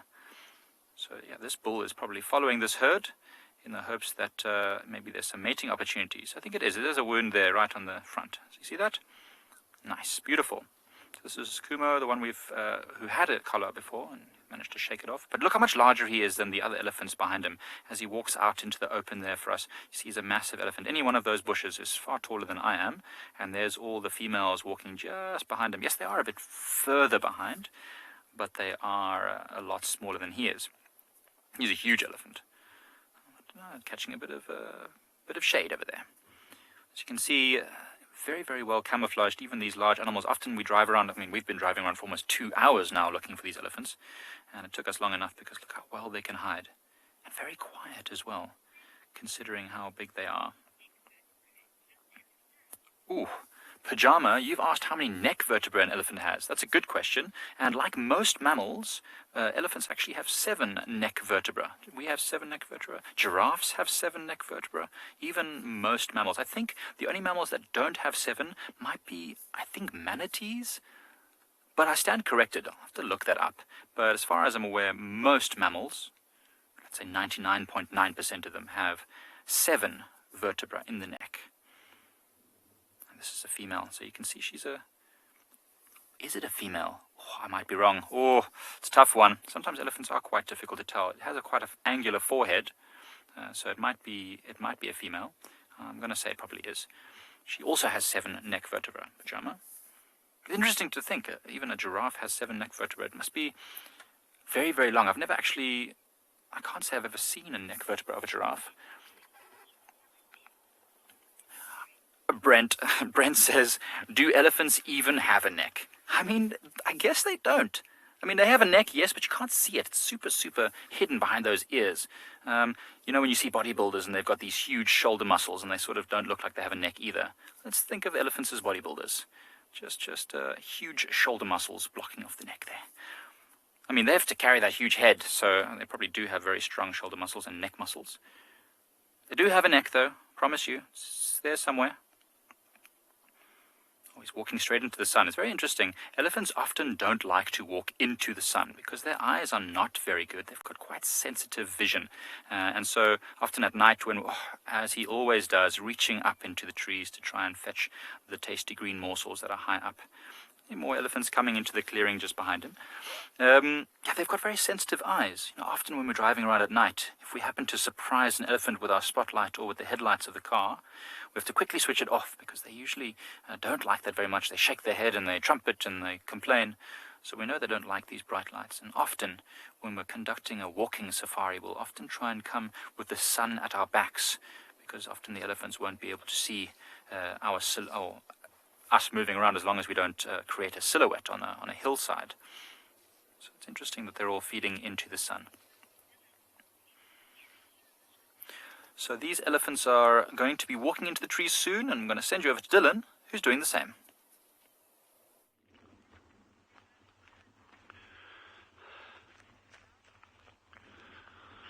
So one of the challenges that these big weaver nests have that we've been seeing, these sociable weaver nests, and in fact the challenge actually lies more with the tree that they build their nest in, is that these nests get to sizes that the branches just cannot handle, and eventually what happens is they break off. And this is exactly what we've got over here, this big section. And I'm a very average kind of person, and you can see the size of this, and this is a small nest for a sociable weaver nest. And you can see that's where it broke off from. That's the colony at the top over there that John Rowe's panning to there now. That's all that's left of this. So this whole piece just snapped off, and they're not going to use this nest anymore.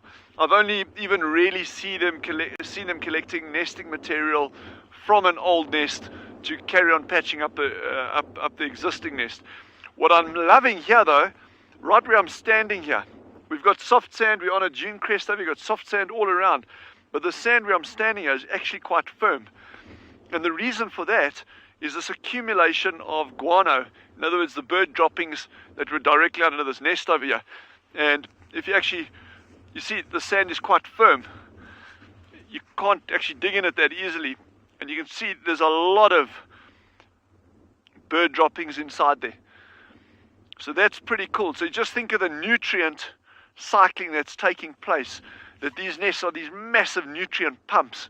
And there's a lot of other examples that we can use like it.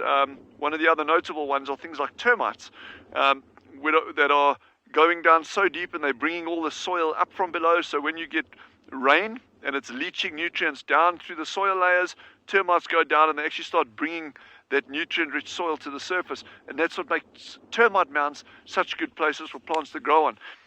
This is kind of working the opposite way around. These birds are starting off a little colony here, but then they're foraging in a large radius, sometimes 700-800 meters away from the nest, as well as collecting nesting material and bringing it back to one spot, and then they're just depositing this mass of nutrients over here. It doesn't necessarily mean that it's a great spot for plants to grow. It's really, really cool. Those of you who are saying, wow, I can't agree more. It is really, really wow. But as I was saying, it doesn't necessarily mean that it's an ideal spot for plants to grow in.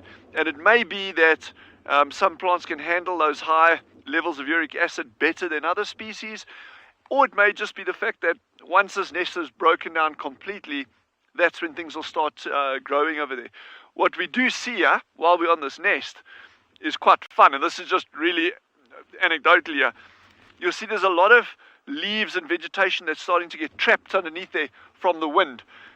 So what you'd probably find, that now that you've got this main structure on the ground over here, things can start actually taking root around it, because now it's a little bit sheltered, perhaps a little bit more difficult for animals to get to. Which leads us on to another question then. You think, well, here's this haystack. In an environment where there's not that much grass, you've got this huge haystack. Why don't animals eat it? I'm going to show you why right now.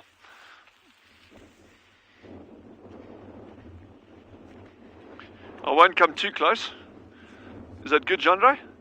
Okay. So this grass that I've got here, that looks, so there's a big haystack.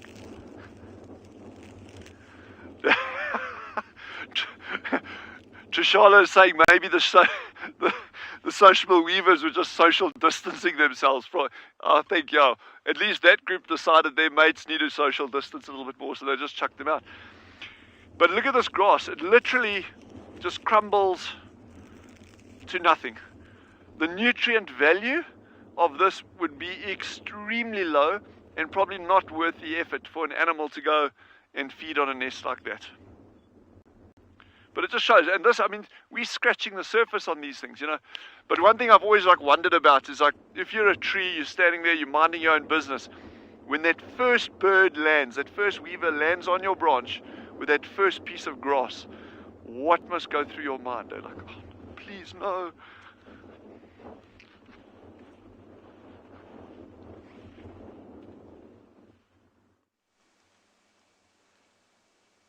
What a lovely scene with all these antelope around. Just gorgeous. Now look at this little one. Mom, trying to have something to drink.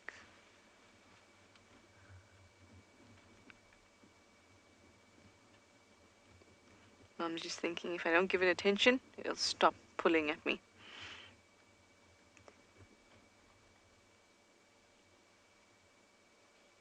Oh, and so fluffy.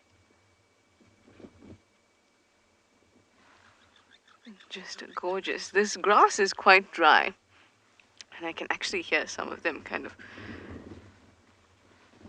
not exactly coughing, but you know when you eat something dry and you get a kind of, that's what some of the zebra are doing, which I find quite amusing.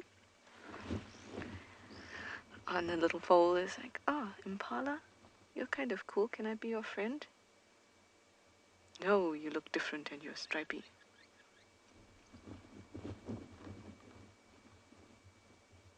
There's almost a sadness in the eyes.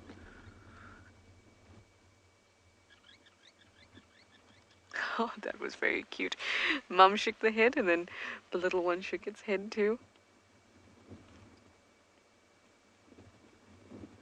Just awesome. Now I've been reading, I mean we've been chatting a lot just as guides in general about why zebras have the stripes. And I'm sure you know all the theories, thermoregulation, camouflage and confusion, to prevent pests and parasites, all of that. But I recently got a really nice understanding of how they get their stripes. And looking at this little foal reminds me of that, because this foal is going through it right now. Because as they grow, pigment is stretching across its body. So the adults have stopped producing that pigment now, the melanin that's needed to create those stripes. But this little one, as it grows, needs to continue to produce that melanin. And the way that this happens, the stripy pattern, is through what's called a reaction diffusion system, which is a really, really interesting thing, because one of many things, but something that I'm really interested in is the patterns that we see in nature. And this reaction diffusion system is also known as something called a Turing pattern. And that's because of Alan Turing, who had actually first kind of proposed it in the 1950s. And he was a mathematician, so he wasn't thinking biologically. And then this pattern started to emerge, and this is the exact way that zebras get stripes. And this pattern, like I said, is that reaction diffusion system. And what happens is a protein starts with the melanophores in it, the melanosomes in it. And that's where it starts to create the melanin. And that's the reaction, and that's called an activator. So that protein starts to produce the activator, and it produces the melanin, and then it says, and also make another reactor, and then also stop. So it starts to kind of give a confusing signal to the skin But, so the activator is saying, make more of me, make more of me, make more of me, and then it starts to make this stripe, black stripe of melanin. But then that same activator is also saying, no, but also send out an inhibitor. And then that one catches up and stops it. And then you get a patch of white. And I think that's just amazing. And you see the same thing in sand dunes as well. Essentially, there's an activator and an inhibitor, and the sand dune becomes the inhibitor, and then you get this regular stripy pattern. I just think it is awesome. Really, really cool. Now, I'm sending you somewhere, but I was too busy talking about scientific things. Sorry if I bore you. But I'll send you over to wherever it is that Emma would like to take you.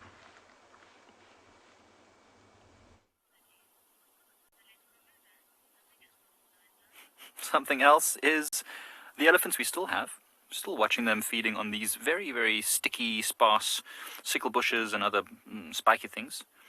And we're just wondering if they're going to walk out. There's a beautiful shot of the mountains in the background, and I was really hoping they would come out so that you could all get beautiful screenshots of them as they walk in front of the mountain.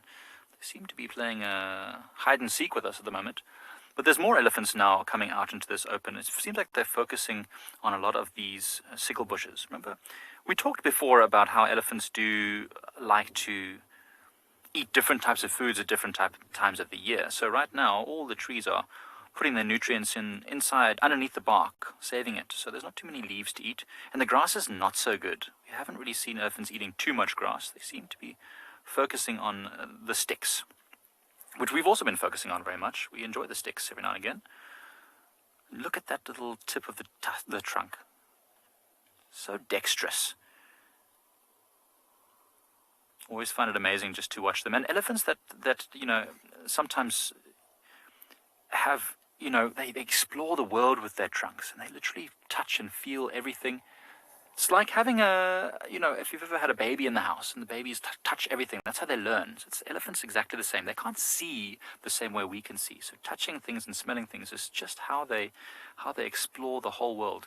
So these two elephants are, you can just see the shadow of a bird that's fluttering around just on the side of that elephant. So as the elephants are breaking the branches and disturbing all those grasses, lots of birds and other creatures are just busy catching anything that they disturb. That looks like a drongo, to be honest. It's often the drongos that are following them. Very, very smart birds. Sometimes we call them the bush policemen, because they seem to always be wherever there's trouble or activity. They never seem to be just sitting doing nothing. They're always wherever there's other birds or predators or big animals moving through the grass, investigating.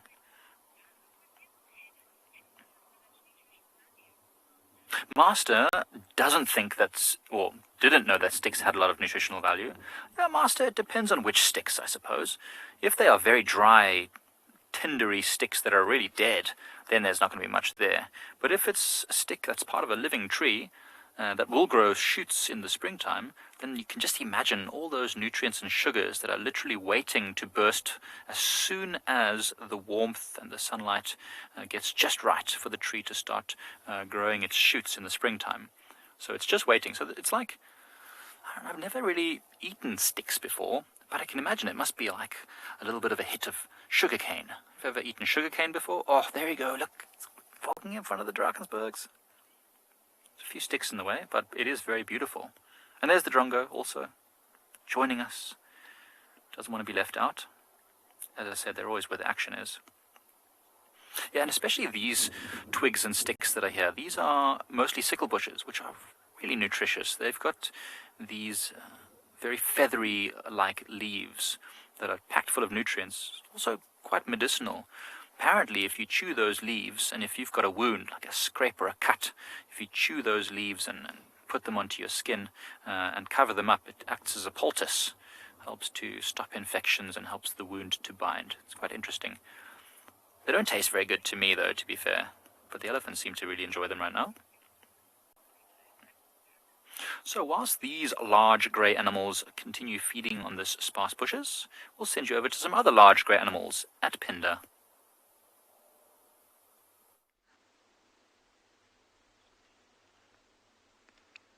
Well, large grey animals these are. We have got 3 beautiful white rhinos here. Just have a look at this scene.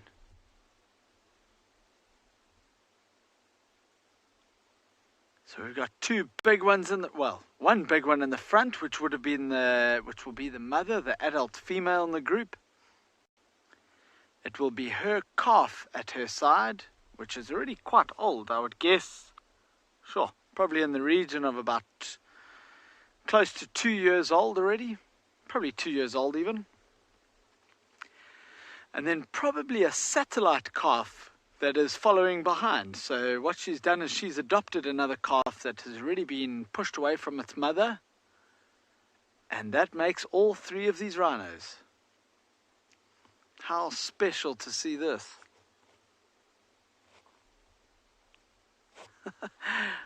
You might have noticed now that there's a couple of different colors all over them. And even though they're all the same rhinos, they are just full of mud.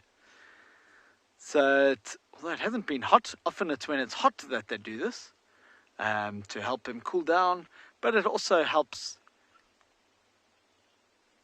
Yeah, HB, you're right, exactly. One of them went swimming.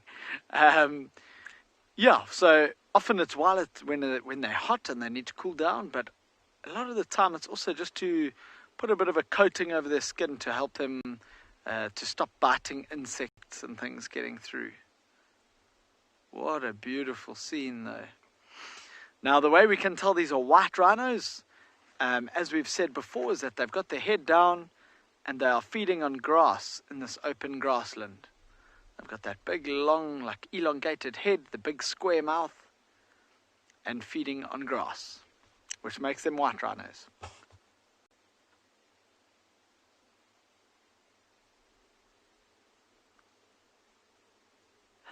You can see exactly how they were lying. That one in the middle, the young one, has literally got a mud line on her side. So she was obviously lying in that nice soft mud on the edge of a pan somewhere on her right hand side and probably having a nice snooze.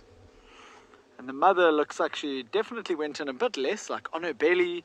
There's quite a bit on her face. Oh no, it looks like it's on her right hand side. So, sorry, her left. So the mother was lying the opposite of the satellite calf on the far left. So what I've seen is actually roll completely around onto their backs to get that mud all over their skin. Oh wow, well, while you looking at it nicely zoomed up on a camera, I've been using binoculars, and while I was looking at that satellite calf, almost in line with it, probably double the distance away, can you see there's like a white thing at the top of the tree? There's a bird at the top of the tree there called a secretary bird. Oh, that is really nice to see. There's actually people on the reserve here looking for secretary birds to do some kind of study on them. So when we finish here, I'll definitely let them know that I've found these ones. I can't see if it's one or two. Looks like two, yeah. Marcel says two. I think it is two as well. And what these secretary birds do, this kind of area that we're in, where you find a white rhino is often exactly the same habitat that you would find these secretary birds. They also like grasslands with long grass because they walk through the grass feeding on snakes or mice and rats that they find, even insects. But I think what they're doing now at the top of the tree there's even a possibility they have a nest up there. They usually nest right at the top of a tree like that.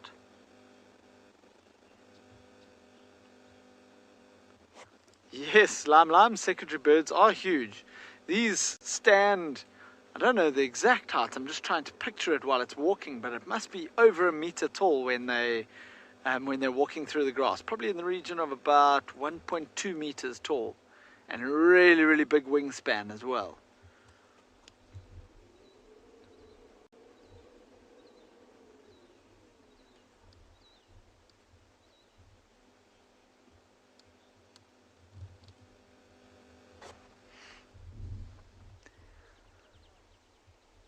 Well, Well, these rhinos look like they're just happily grazing in the last little bit of light before it gets dark and it goes into nighttime here.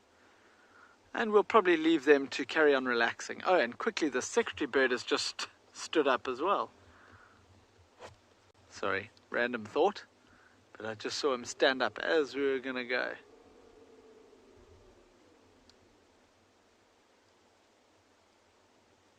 And back down. Wild Earth relies on support from viewers like you to carry on broadcasting our daily live shows. A small donation goes a long way in helping us on our mission to connect the world with nature. Please visit our support page to see how you can help and become part of the Wild Earth family. Welcome back to Djuma, to our puddle of lions, and one lioness has gotten up and did a bit of the cat stretch, and now she's laid down again. There's still a very gentle breeze. The temperature's dropped quite a bit. And clearly these lions are in no rush to go anywhere. They also probably know that the two big Avoca males are nearby. So they're going to try and pretend to sleep and then just maybe try vanish without them seeing them. The two boys are 30-40 meters on our left-hand side. The whole pride, barring one female, is behind us. They're all just on the right. She's behind us, and lioness behind us is Ridge Nose, and she's busy licking herself at the moment. You can't see her at the moment because she's right behind the car. So we haven't been able to move. Even if the poll had said, go and do your medicinal Monday, Steve, and come back, we would have been trapped. Lions are definitely very tactile. Communication in lions is very touchy-feely. Very important for their social behavior. Linda, they have hit the snooze button, indeed. I think they broke it and threw it out the window. No snooze button here. But it's going to happen soon. There's now two lionesses are busy licking, the one who stood up before and the one behind us. And that is positive signs. It all starts with a bit of grooming, a bit of stretching, the toilet break, followed by some movement. Now, Gallagher Pan is directly over where the lions are, probably a kilometre, maybe less.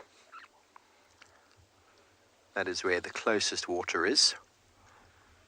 But the wind is coming from our side, from the side of the camera.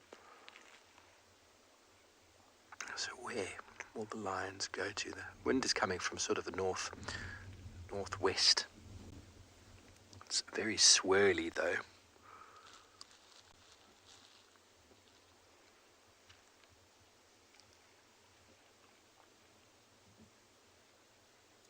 And a cute little face.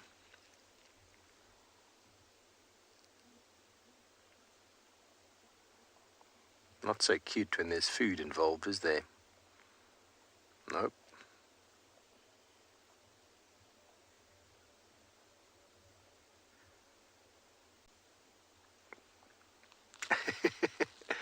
Emma says she just wants to boop it on the nose. That would be your last ever booping, Emma.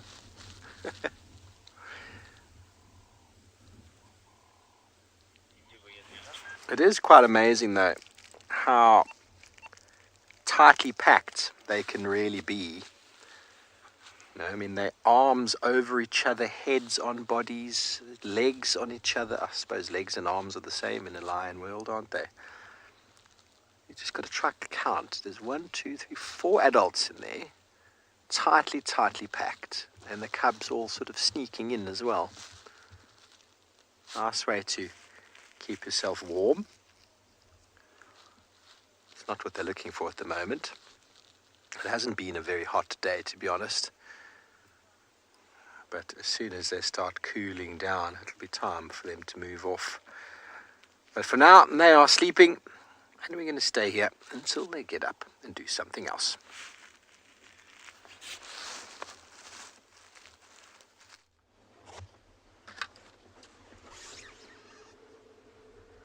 Welcome back again. And these rhinos are still just slowly moving and feeding, and we actually decided not to go anywhere because they're actually just coming closer, and this is really nice. And we thought it would be really nice to get a nice close view of them, see them really nice and clearly, especially before the light fades, which could happen quite soon.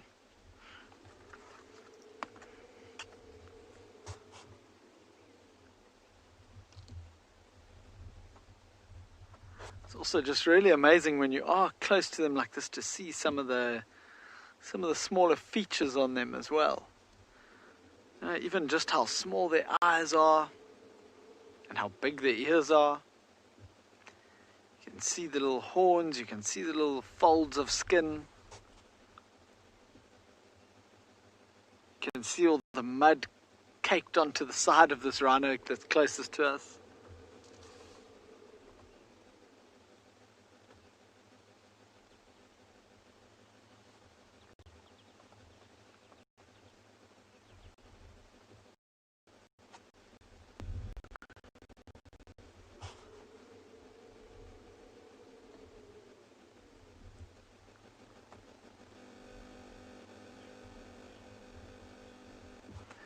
Butterfly, they are really, really big animals. Second only to elephants out.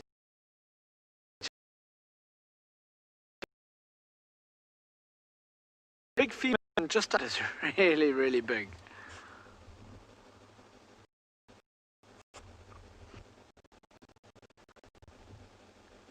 So they're just disappearing behind these bushes here.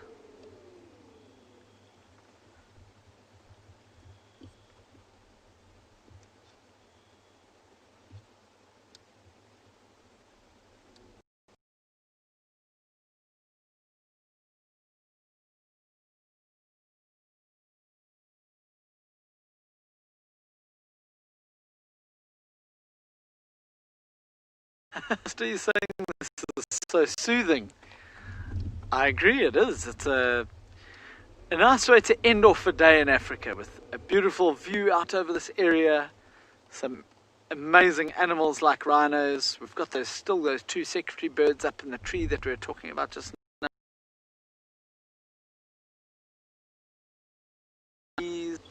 Speaking about beautiful landscapes, we're going to send you back across to Dylan, who's got a nice sun-kissed landscape there.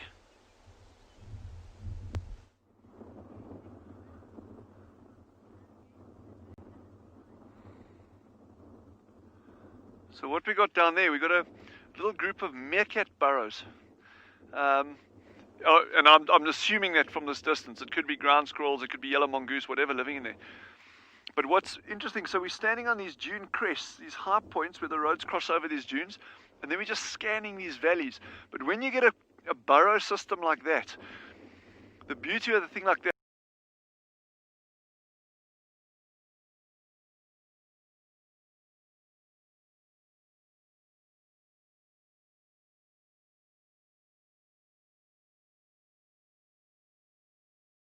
of you don't just drive around aimlessly hoping to find a cheetah. It happens, but if you understand the kind of habits of the animal, what they like, what they don't like, it can really narrow your search field down a bit. And so a burrow system like that is obviously a potential gold mine for something like an African wildcat or a caracal or jackal. So it's often worth observing them from a distance, and you could get something. And you can see how well that technique's worked for me over the past 7 weeks with the amount of wildcats that we've seen at these burrows. Yeah, we haven't seen a single one, but we'll keep trying. We're not going to give up. Don't worry about that. We will get them at some point. Caracal and wildcat, those are my two big ones at the moment for you. And it will be a matter of time. We will find them.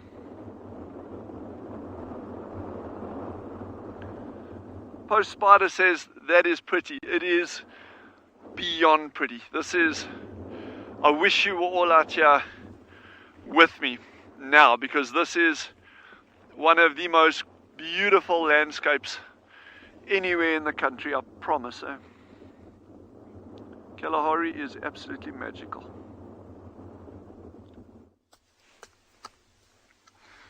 if you get to see wildcats, that will be absolutely incredible. Well, I haven't seen wildcats in a long time, but we have moved away from the riverbed now, just to check one or two of these open clearings that I like so much, and that you've heard me talking about a lot. And these zebras seem to be on a mission now. They were in the road in front of us, and they're walking down the road towards us, and then they've all darted off, and they're walking away from us in single file, which tells us that they're trying to get to somewhere. And I wonder where that somewhere is. I would think at this time of day, probably they've already had something to drink, so they might just be going to find a spot to settle down in. But I mean, Dylan was saying how wonderful the landscape is. I think our landscape here is also not too shabby. I mean, this lighting is just absolutely beautiful. Zebras in the foreground, making it very picturesque. And the wind is starting to die down, so it's getting very quiet. It's really nice. Gianna, this light is amazing, and we're just about to lose the sun. And so we've only got a little bit left of this light. It just seems to get oranger and oranger by the day. See, it's actually quite a big group of zebras. So I think it's a couple of harems that have decided to join together. And James the other day was wondering about how the zebra herds are doing. HB is asking about the twitchy muscles of the zebra, and it's just to try and keep the flies off of their body. And so they've got several ways of trying to do that. They do a lot of twitching, but then as they're walking, disappearing into the bushes, especially the group on the left that are stopped, look at the tail.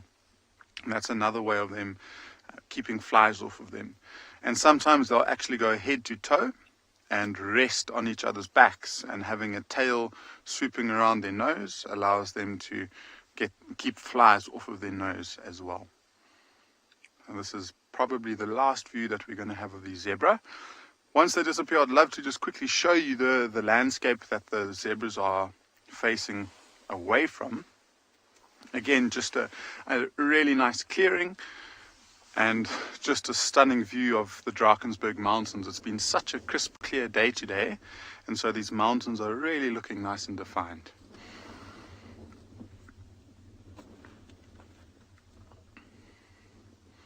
And there we go. So there's the sun, and then the mountains off to the left of it.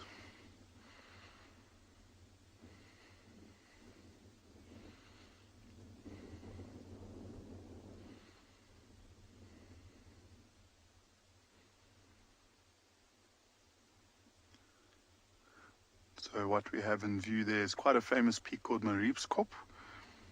Lots of communication towers up there. I think there's an Air Force base somewhere close to there. And what I find amazing is in those mountains is basically completely different habitat. It's all forest. So they get lots more rain than we do. And there are some phenomenal birds that you get to see there. At the very top of the mountains, you got fynbos. Then you get these beautiful forest birds, and then at the bottom you get these typical low-veld birds that you see. So there's three very, very distinct habitats. So it makes birding absolutely phenomenal. If anyone is ever in the area, it's always worth a trip going up to Mariepskop to go and do some birding.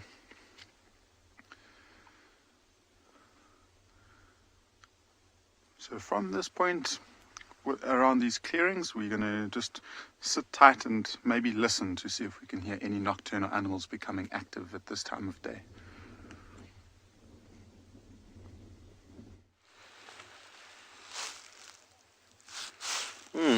Welcome back. We are listening out to some nocturnal animals licking, grooming, moving around in the long grass. The stage is the lion's star. Ooh, there's a big yawn. Okay, so at first, two lionesses were on my right hand side. We're facing to our right hand side, so to the west. Now she's gotten up, turned in the opposite direction, and she's now facing east towards Gallagher. Bless you. Sorry about my head. Sorry, Steve. That nice chat with Mish. I'm heading northwards. You can just let me know if I should inch a little bit east or west. I'm just going to talk on the radio real quick, everybody.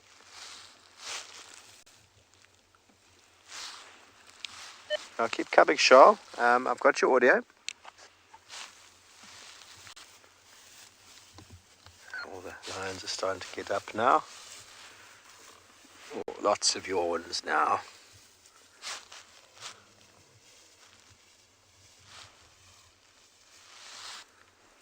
Which way are you going to go? You're going to go to Chilapan? Oh, there's a nice stretch. Not Chilapan, Galagopan.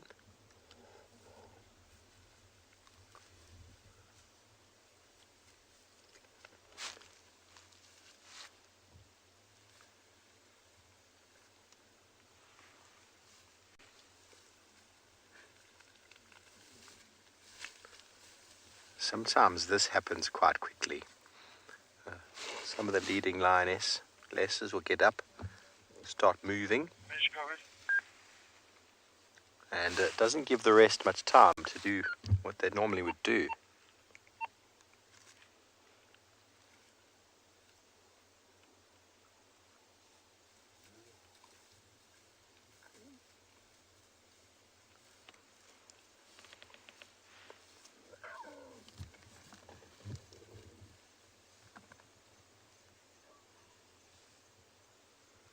So that's a question we would all like to know. They go quite far.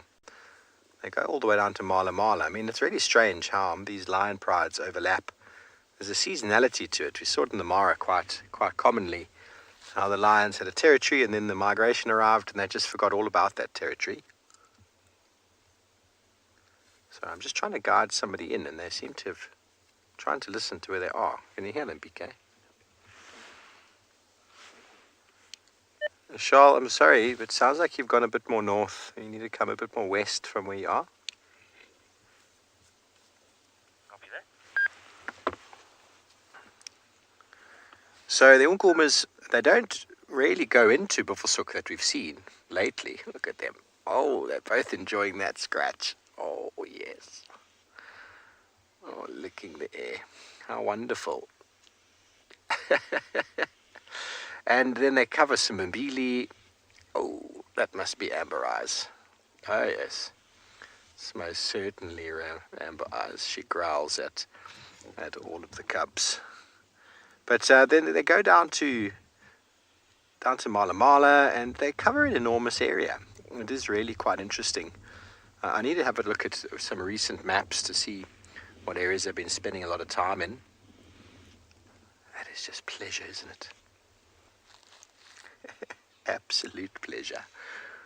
Okay, so the leading lionesses will often be the ones who start the move. Bless you. And the direction that they're facing in is directly towards. She's such a mean auntie, isn't she? She's got this way with kids. Always that one auntie, isn't there? Okay, well, we're going to stay with the pride. We are not going anywhere.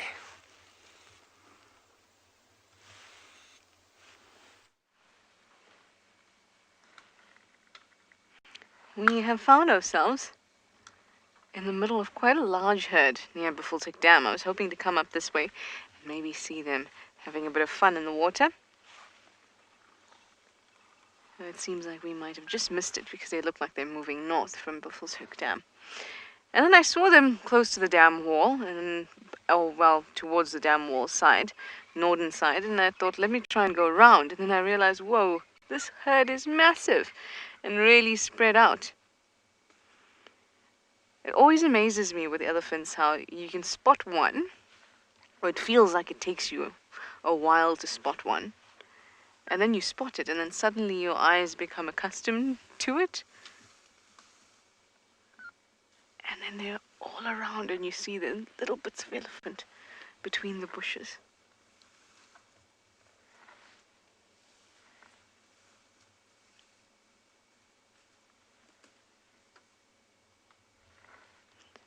I find the bush so noisy lately because everything's so dry and it's fairly windy most days. get this gentle rustle.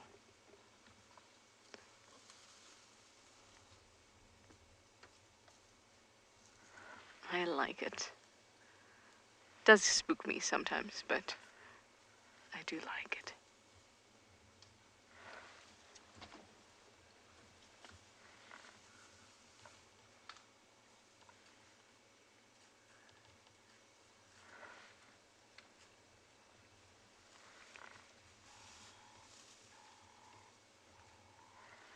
Gorgeous, very calm. I'm going to send you to Tswalu. They have something special for you.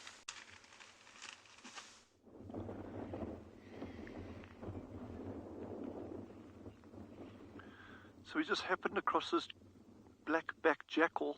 It's actually an older animal. The edges of the ears are quite tattered.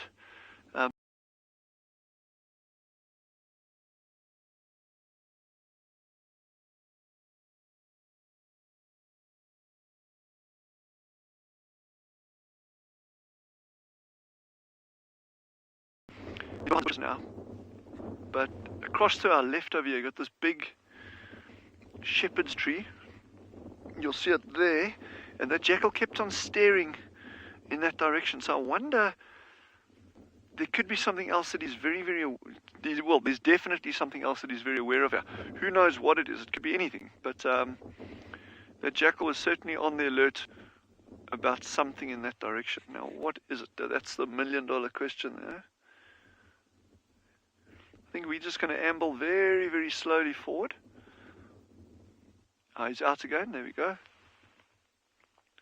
But again, you see, just standing, staring in that one direction. Yeah.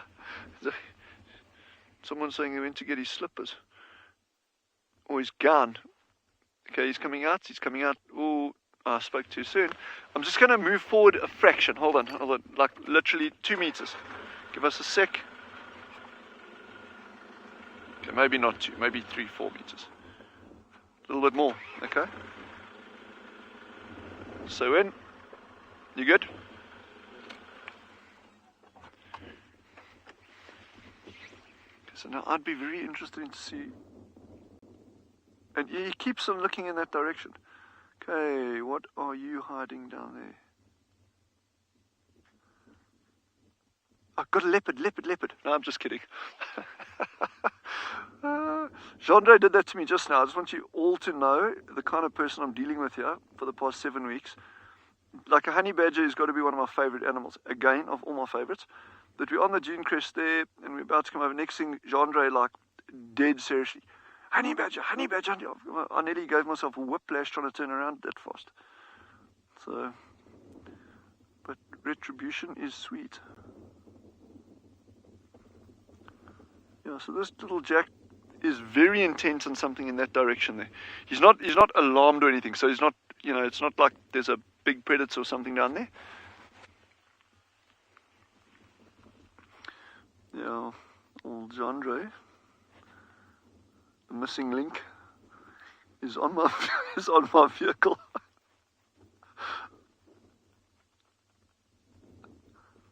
I think, yeah. I think I'm just going to amble forward here and just see what else we can get.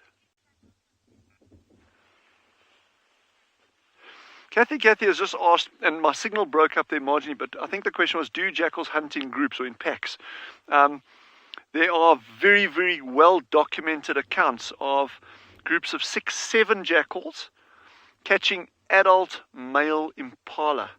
Not on Tswalu, but it's actually on a reserve probably about 260, 270 kilometers away from us, a place called Rooipoort. They've actually recorded them chasing impala into thickets and actually catching them in there. So yes, they are capable of it, but typically hunting solitary or in pairs. Oh, no, you are kidding. No. No. Okay, wait, sorry, guys, just bear with me a second. Something ran past in the distance, but far away. Just, sorry, give me a second. I'm not even joking.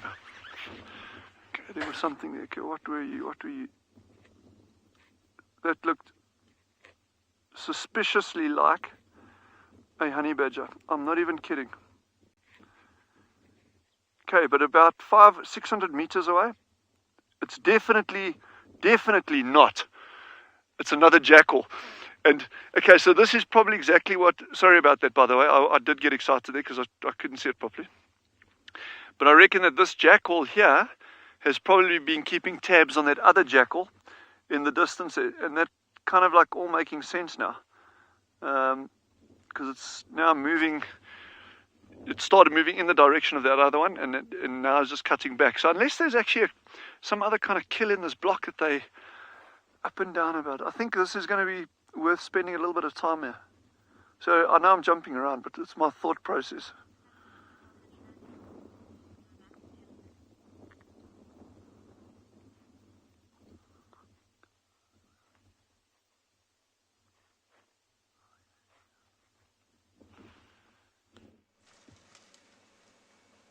Ooh, best of luck, Dylan. Maybe you can sit near a burrow or a hole and wait. It worked for you last time.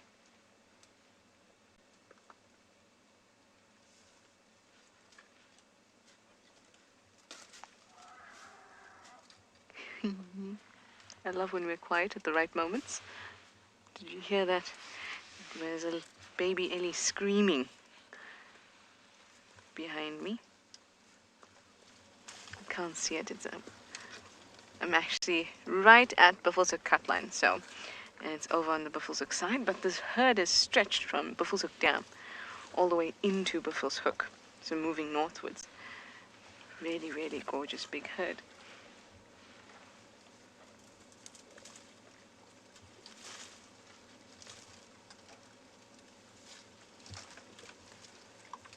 Hello, little one.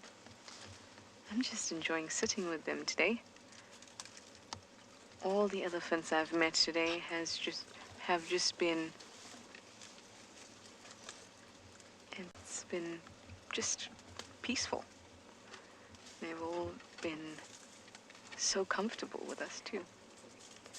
Petra, you'd like to know if an Ellie produces sound? Did you hear that one again? If it produces sound with its mouth or its trunk. So the trunk is the nose and the upper lip fused, and it can produce really high-pitched sounds from the trunk, or rather in combination with the trunk, because it still needs air in order to do that. But it also will use its voice or its mouth, and when they make really low frequency, there we go, well done, Trishala, low frequency sounds, we call those infrasonic sounds, and even just sounds that are lower on the threshold, then they use their voices, or rather their voice box.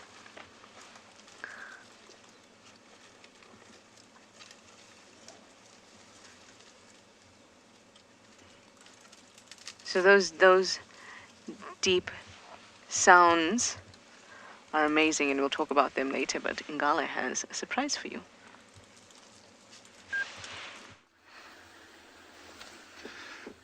We've just managed to find these leopards. There's two of them. There's one slightly bigger and the smaller one in front.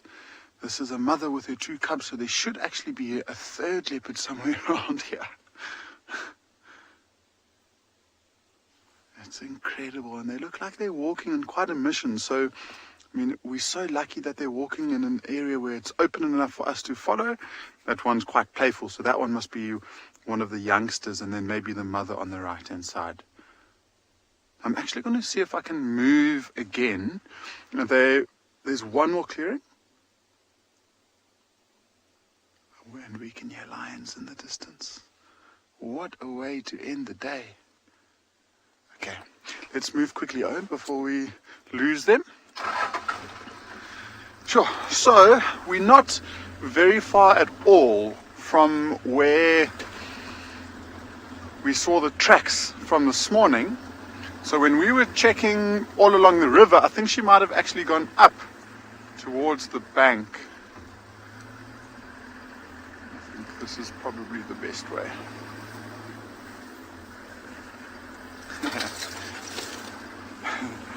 Christy, I also get very excited when there are leopards around, especially when we've invested time in looking for them this morning and this afternoon. It was with the help of Barney and the two trackers. They basically went to the place where we had the last tracks and they were able to find them right now. They've been tracking for the last hour or so. Thanks. So they are on the left hand side of us. I'd like to just see if we've got a gap. I'm afraid that we might lose them shortly. Okay, here we go. We'll have a beautiful view of them now. There we go. Oh, that's just stunning. Right out in the open. Wow.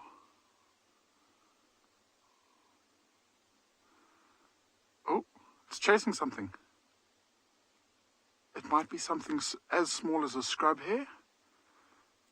But again, that behavior changed completely so quickly. I wonder what caught its interests.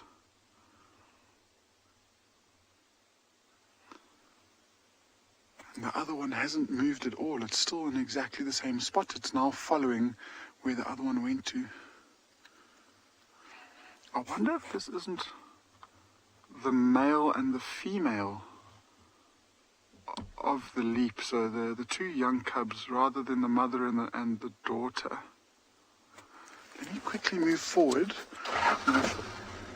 If they move in there, we might struggle to get another view, but I said it the other day, any view of a leopard is a good view in my eyes.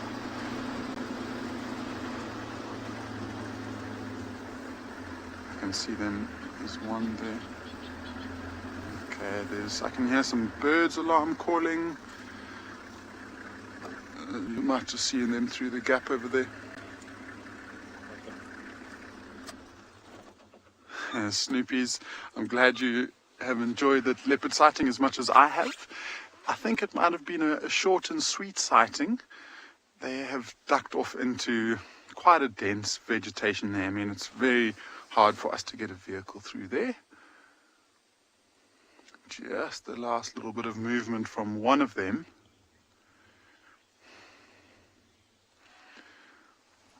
Helen, I think I need to correct myself. I don't think it is one of the mother and one of the cubs. I think it's both cubs, which is quite interesting to see them moving with quite intent.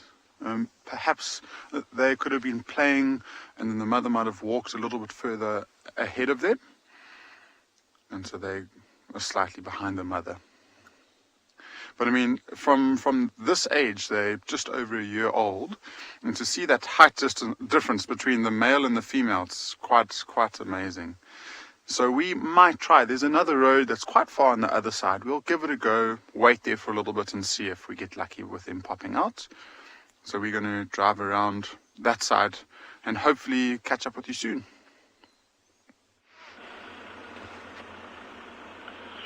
So we figured out what happened over there. So the older jackal that we saw initially, he was watching down in those thickets, couldn't figure it out. And then we saw that other one that I mistook for a honey badger. So it turns out that although he couldn't see that other jackal, the wind was pushing from that other jackal directly to that older one. And then that one popped out. And now this older guy, he's just literally going on the scent. He's actually down ahead of ahead of us along the road. He's just crossed to the right. But he's following very, very closely on that other jackal scent the entire way. It's just amazing how incredibly attuned their senses are and how sharp those senses are.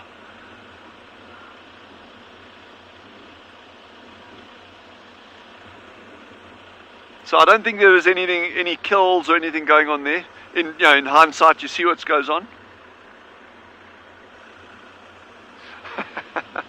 Ellen says he calls this meerkat driving. I think a meerkat would drive better than I would. So this jackal crossed over here in this area here.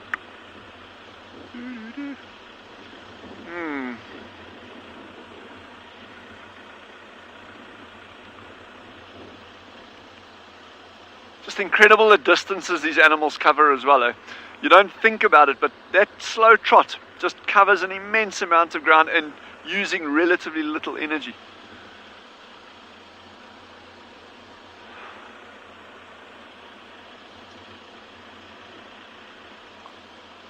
And I love all these little interactions going on all the time, eh? So it's not just about seeing a lion catching something, or it's all these smaller things, and sometimes you can't get the whole part or a whole piece of the puzzle. You know, it's all the... He's on the right here now, there you go. Well done, well done. There he is. So this is the guy that we saw initially, and he's just constantly moving across us.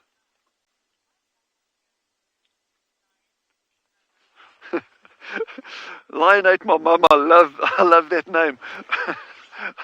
But Lion ate my mum has just asked, are jackals territorial? Very, very, very much so. But it's a lot more complicated than that. So when food resources are scarce, and they're kind of like eking out a existence in these landscapes, they become super, super, super aggressive towards other jackals. And but what you'll find is that if you get a large food resource available, let's say there's a dead elephant or a dead buffalo or a dead giraffe or whatever in a jackal's territory, okay, they actually tolerate other jackal moving through their territory, and this can go for 15, 20 kilometers out, literally. I mean, they can come in from a massive distance away, a long distance away, and they'll actually congregate at that kill. And the thinking there is pretty straightforward. Imagine you've got a tiny kill, let's say it's an impala, you've got a small kill, and you get 10 other jackal coming in. Well, of course you're going to try to defend it because it's a small kill. It makes more sense, you know, if you sit back and try and nibble meek and mildly at the back, that kill is going to be gone in a heartbeat, and you, the one as a territory owner, that's going to be having the shortfall. But if you've got a big carcass, there's plenty of meat. Why bother wasting energy trying to chase the other jackals away? It doesn't make sense.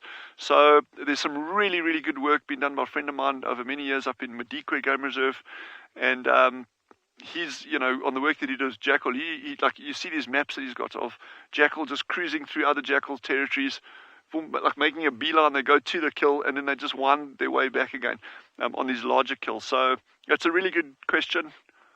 Mum ate my lion, or lion ate my mum. I really like that name. Yeah.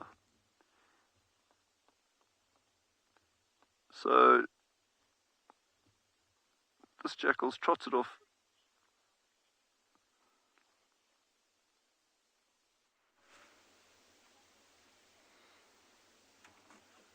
Welcome back to the Pride on the Move, everybody. We are in Djuma, and we have got the Unkumas, and they are headed right now directly for Gallagher Pan.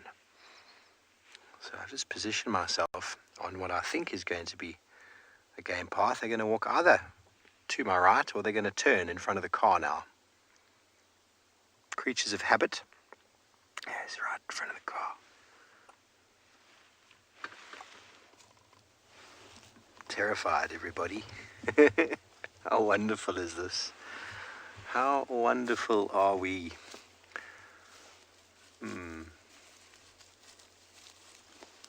Hello, lions.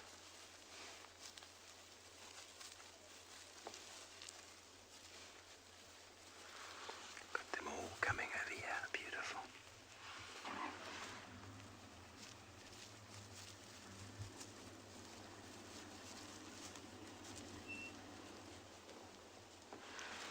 Okay, so as they one by one move past, it's always nice to try and get up ahead of them if you can.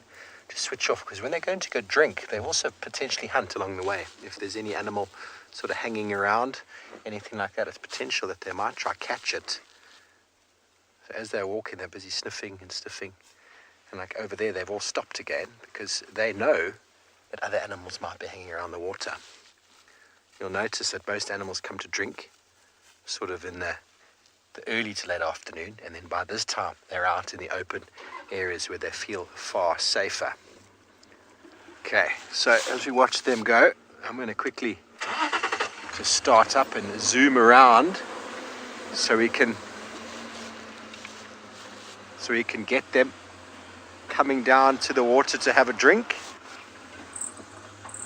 That is essentially where they're going. That's what you learn with animals. Their movements. Where are they going? If you know where the pan is... Oh, that was a terrible turning circle. So I'm going to turn now, eventually, aim towards the pan, and go watch some lions have a drink.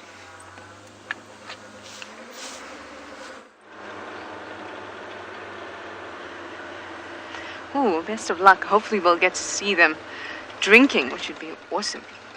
As you can see, I've got my spotlight out, which could only mean one thing, that I'm looking for leopards, obviously. And perhaps another little critter that I could find in the evening. Also, I wanted to show Niels my favorite jackalberry on the property.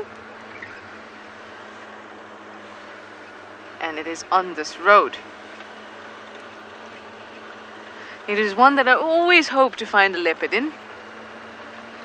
Always. Every single time I look at it and I think, oh, if only there was a leopard in it. And I remember not too long ago that Tristan had come to look at this tree. And he even said, this is the envy of every guide, because Columba was sitting in the most spectacular jackalberry on this property.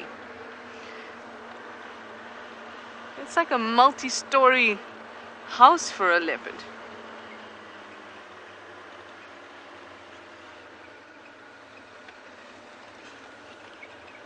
It is. See, Emma already knows it. Here it is, everybody.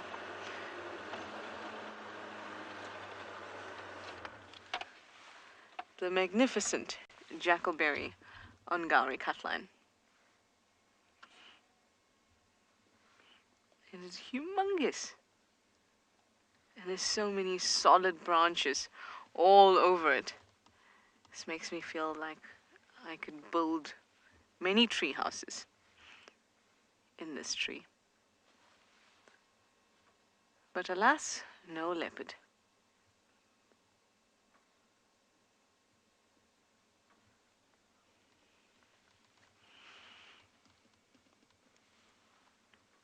I'm going to move across the dam wall in a bit and then up towards Twin Dams and Quarantine. Things seem to be happening around that time, around there at this time. So I'm going to head out and I'll send you to Steve.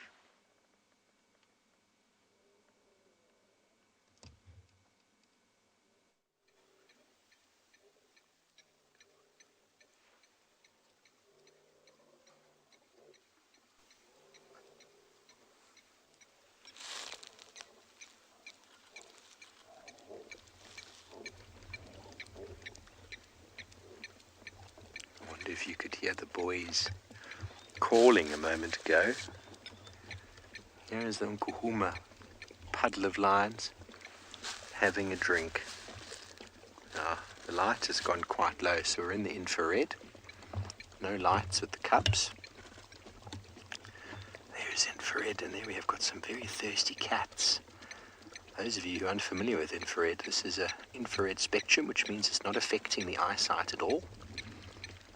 Very different wavelengths of light enables us to pick up these animals in very low light frequencies.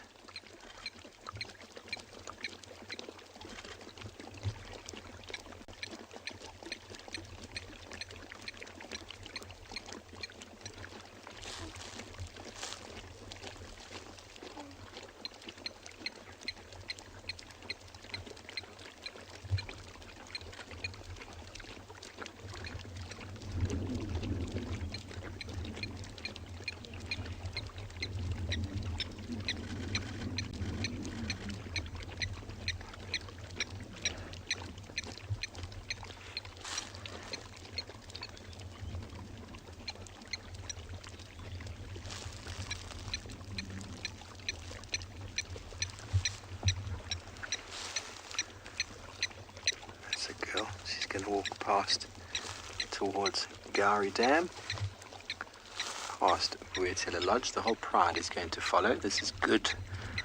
I had thought that if they'd walked the other way, they would have gone back towards Mbambili Arathusa side, but they're now walking into the heart of Djuma, and they're on the move. How exciting.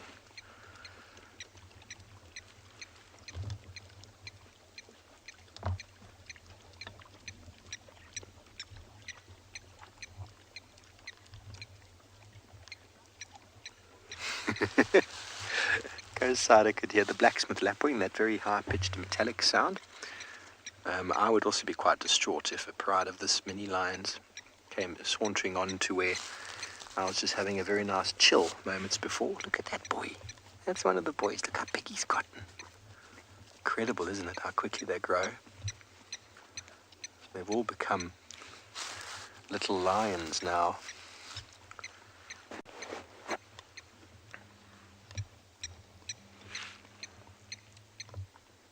Thirsty little lions.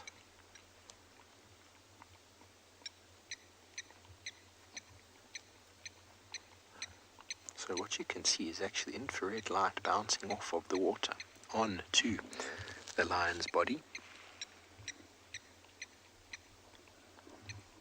Quite incredible. I really don't know the depth of all that. But it's magnificent to see in the darkness.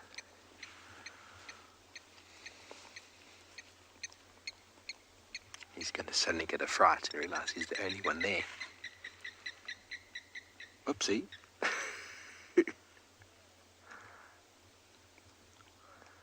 Enjoy, that was amazing. How about everybody? A one-word tweet on how it makes you feel to watch a massive pride of lions come down and drink, lapping up the water, scaring the life out of poor little lapwing. He's like, I can still see them. I can still see them. Let me go. Quickly now. No, one more drink. No. There we go. No, I'm done. I'm going to run now. Indeed, look, it's like, don't leave. Clear colors. Let's move, everybody. Stuck in bed. Great, Phil. Ladsy. Oh, now they're going in that game path. Not possible to follow them through there. While we try to get into another view for the lions, Few send you over to another wonderful image.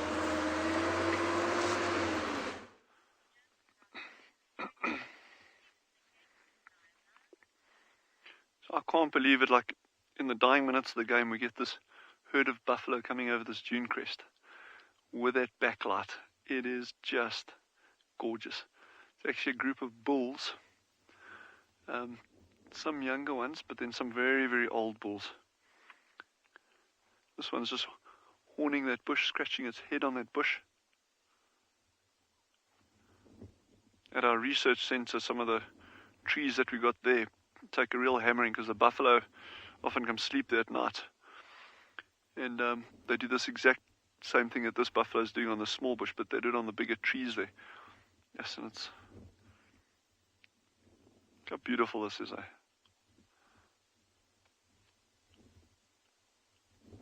Wow. Wow, wow, wow. Difficult to find words to describe things like that, eh? Yeah. It's just like...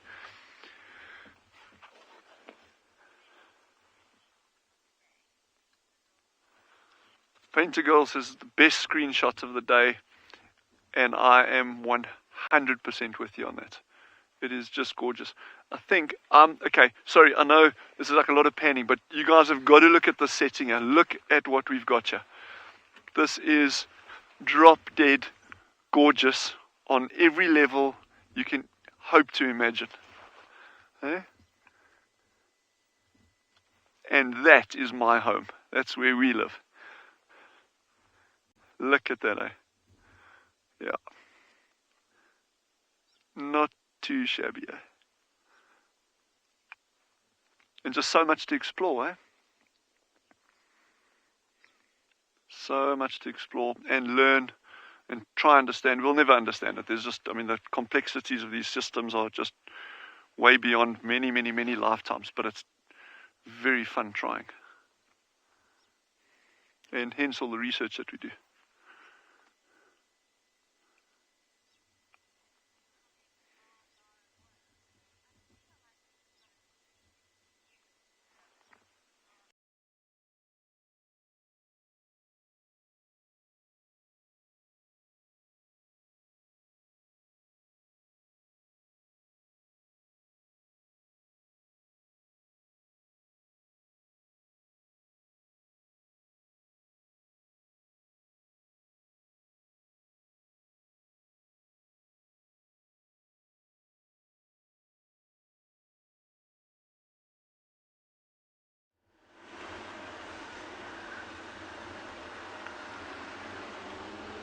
you probably didn't even realize, because the landscape is so beautiful at Tswalu, but it did get stuck there.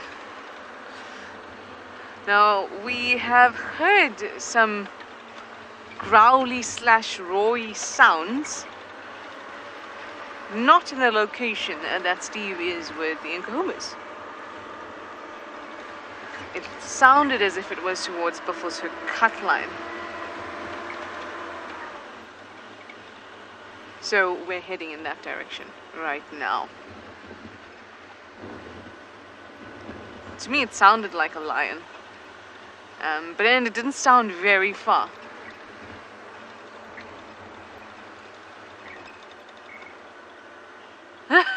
Jenna, you say you thought I was gonna say last minute chameleon? I have, like my chameleon friends, I have one eye looking for the potential cat and one eye looking for my mate, the chameleon. A last minute of either would be fantastic.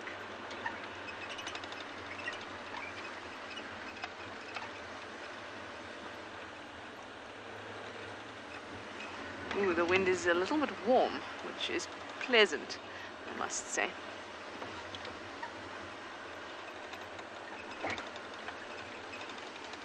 I feel like my first day will not be complete without finding a chameleon. I did see a scrub hare though. Scrub hares are kind of being replaced by my chameleon obsession.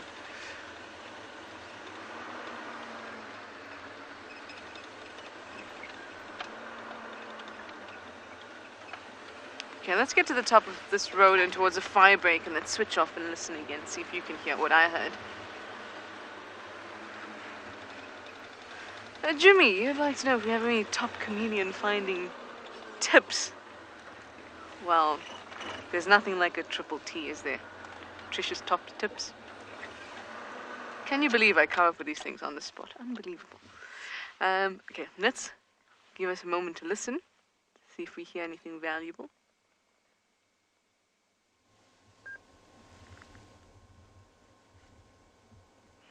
Not hearing anything just yet. We're going to go along the fire break, back down Kari cut line, try again because it sounded like it was in this block. Okay, Jimmy. Top tips for finding chameleons. Keep your eyes peeled. Persevere. And all you have to do is find one once. When you find it once, your eyes know what to look for suddenly. And then you start to see them everywhere.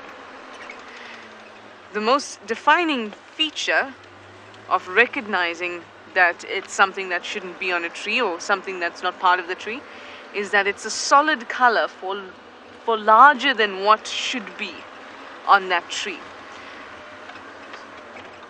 So for example, some trees might have big leaves that are the size of a chameleon, but they sit differently.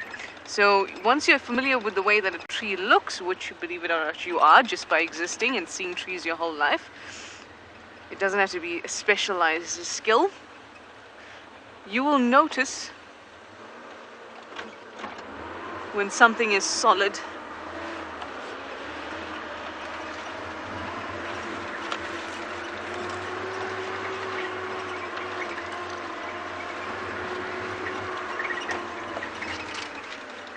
Where are you? I saw you.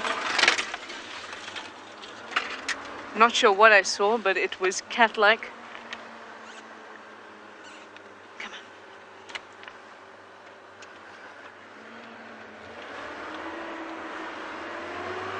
on. I saw its eyes. It almost looked like the size of a wildcat.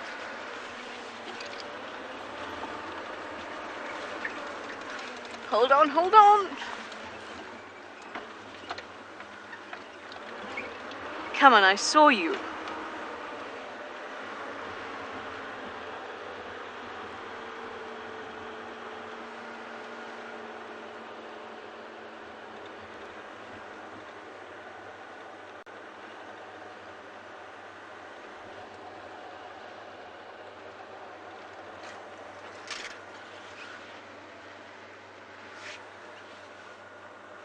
Let's check back in.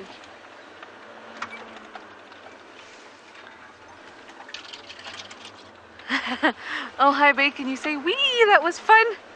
I am glad. I'm a fan of thrill rides myself.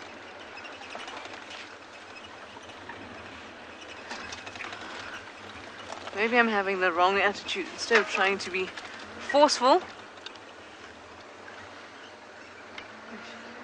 I should say, come, kitty, kitty, come. It is not you. There's a scrub hair here, and it was not the scrub hair.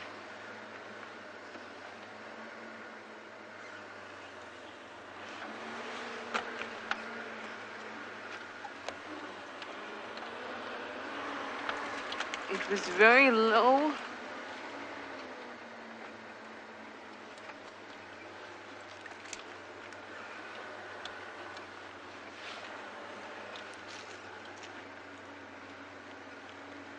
Well, that was fun, right? Very fun. Well, I'll call you right back if I do find what it was. Felt like a wildcat. Almost felt... Anyway, let me send you over the lines for the last few minutes of show, unless I find whatever it is. Thanks, Trish. Well, Trish does get excited, doesn't she? I don't know what's going on with these lions here. They're very excited about something behind the stump. Don't know what it is. Growling, making noises. Remember, we are in infrared, so I cannot see the lions without looking at the screen. But I can certainly hear them. I hope you've had a wonderful afternoon with us, everybody. We've thoroughly enjoyed bringing you wild images from the African wilderness. We look forward to joining you again in the morning, or you joining us from all of our locations. Thank you for your questions, comments, and all of your interaction. We look forward to seeing you tomorrow morning from all the locations, guides, cameramen, and final control. We thank you. Until tomorrow, good night and goodbye.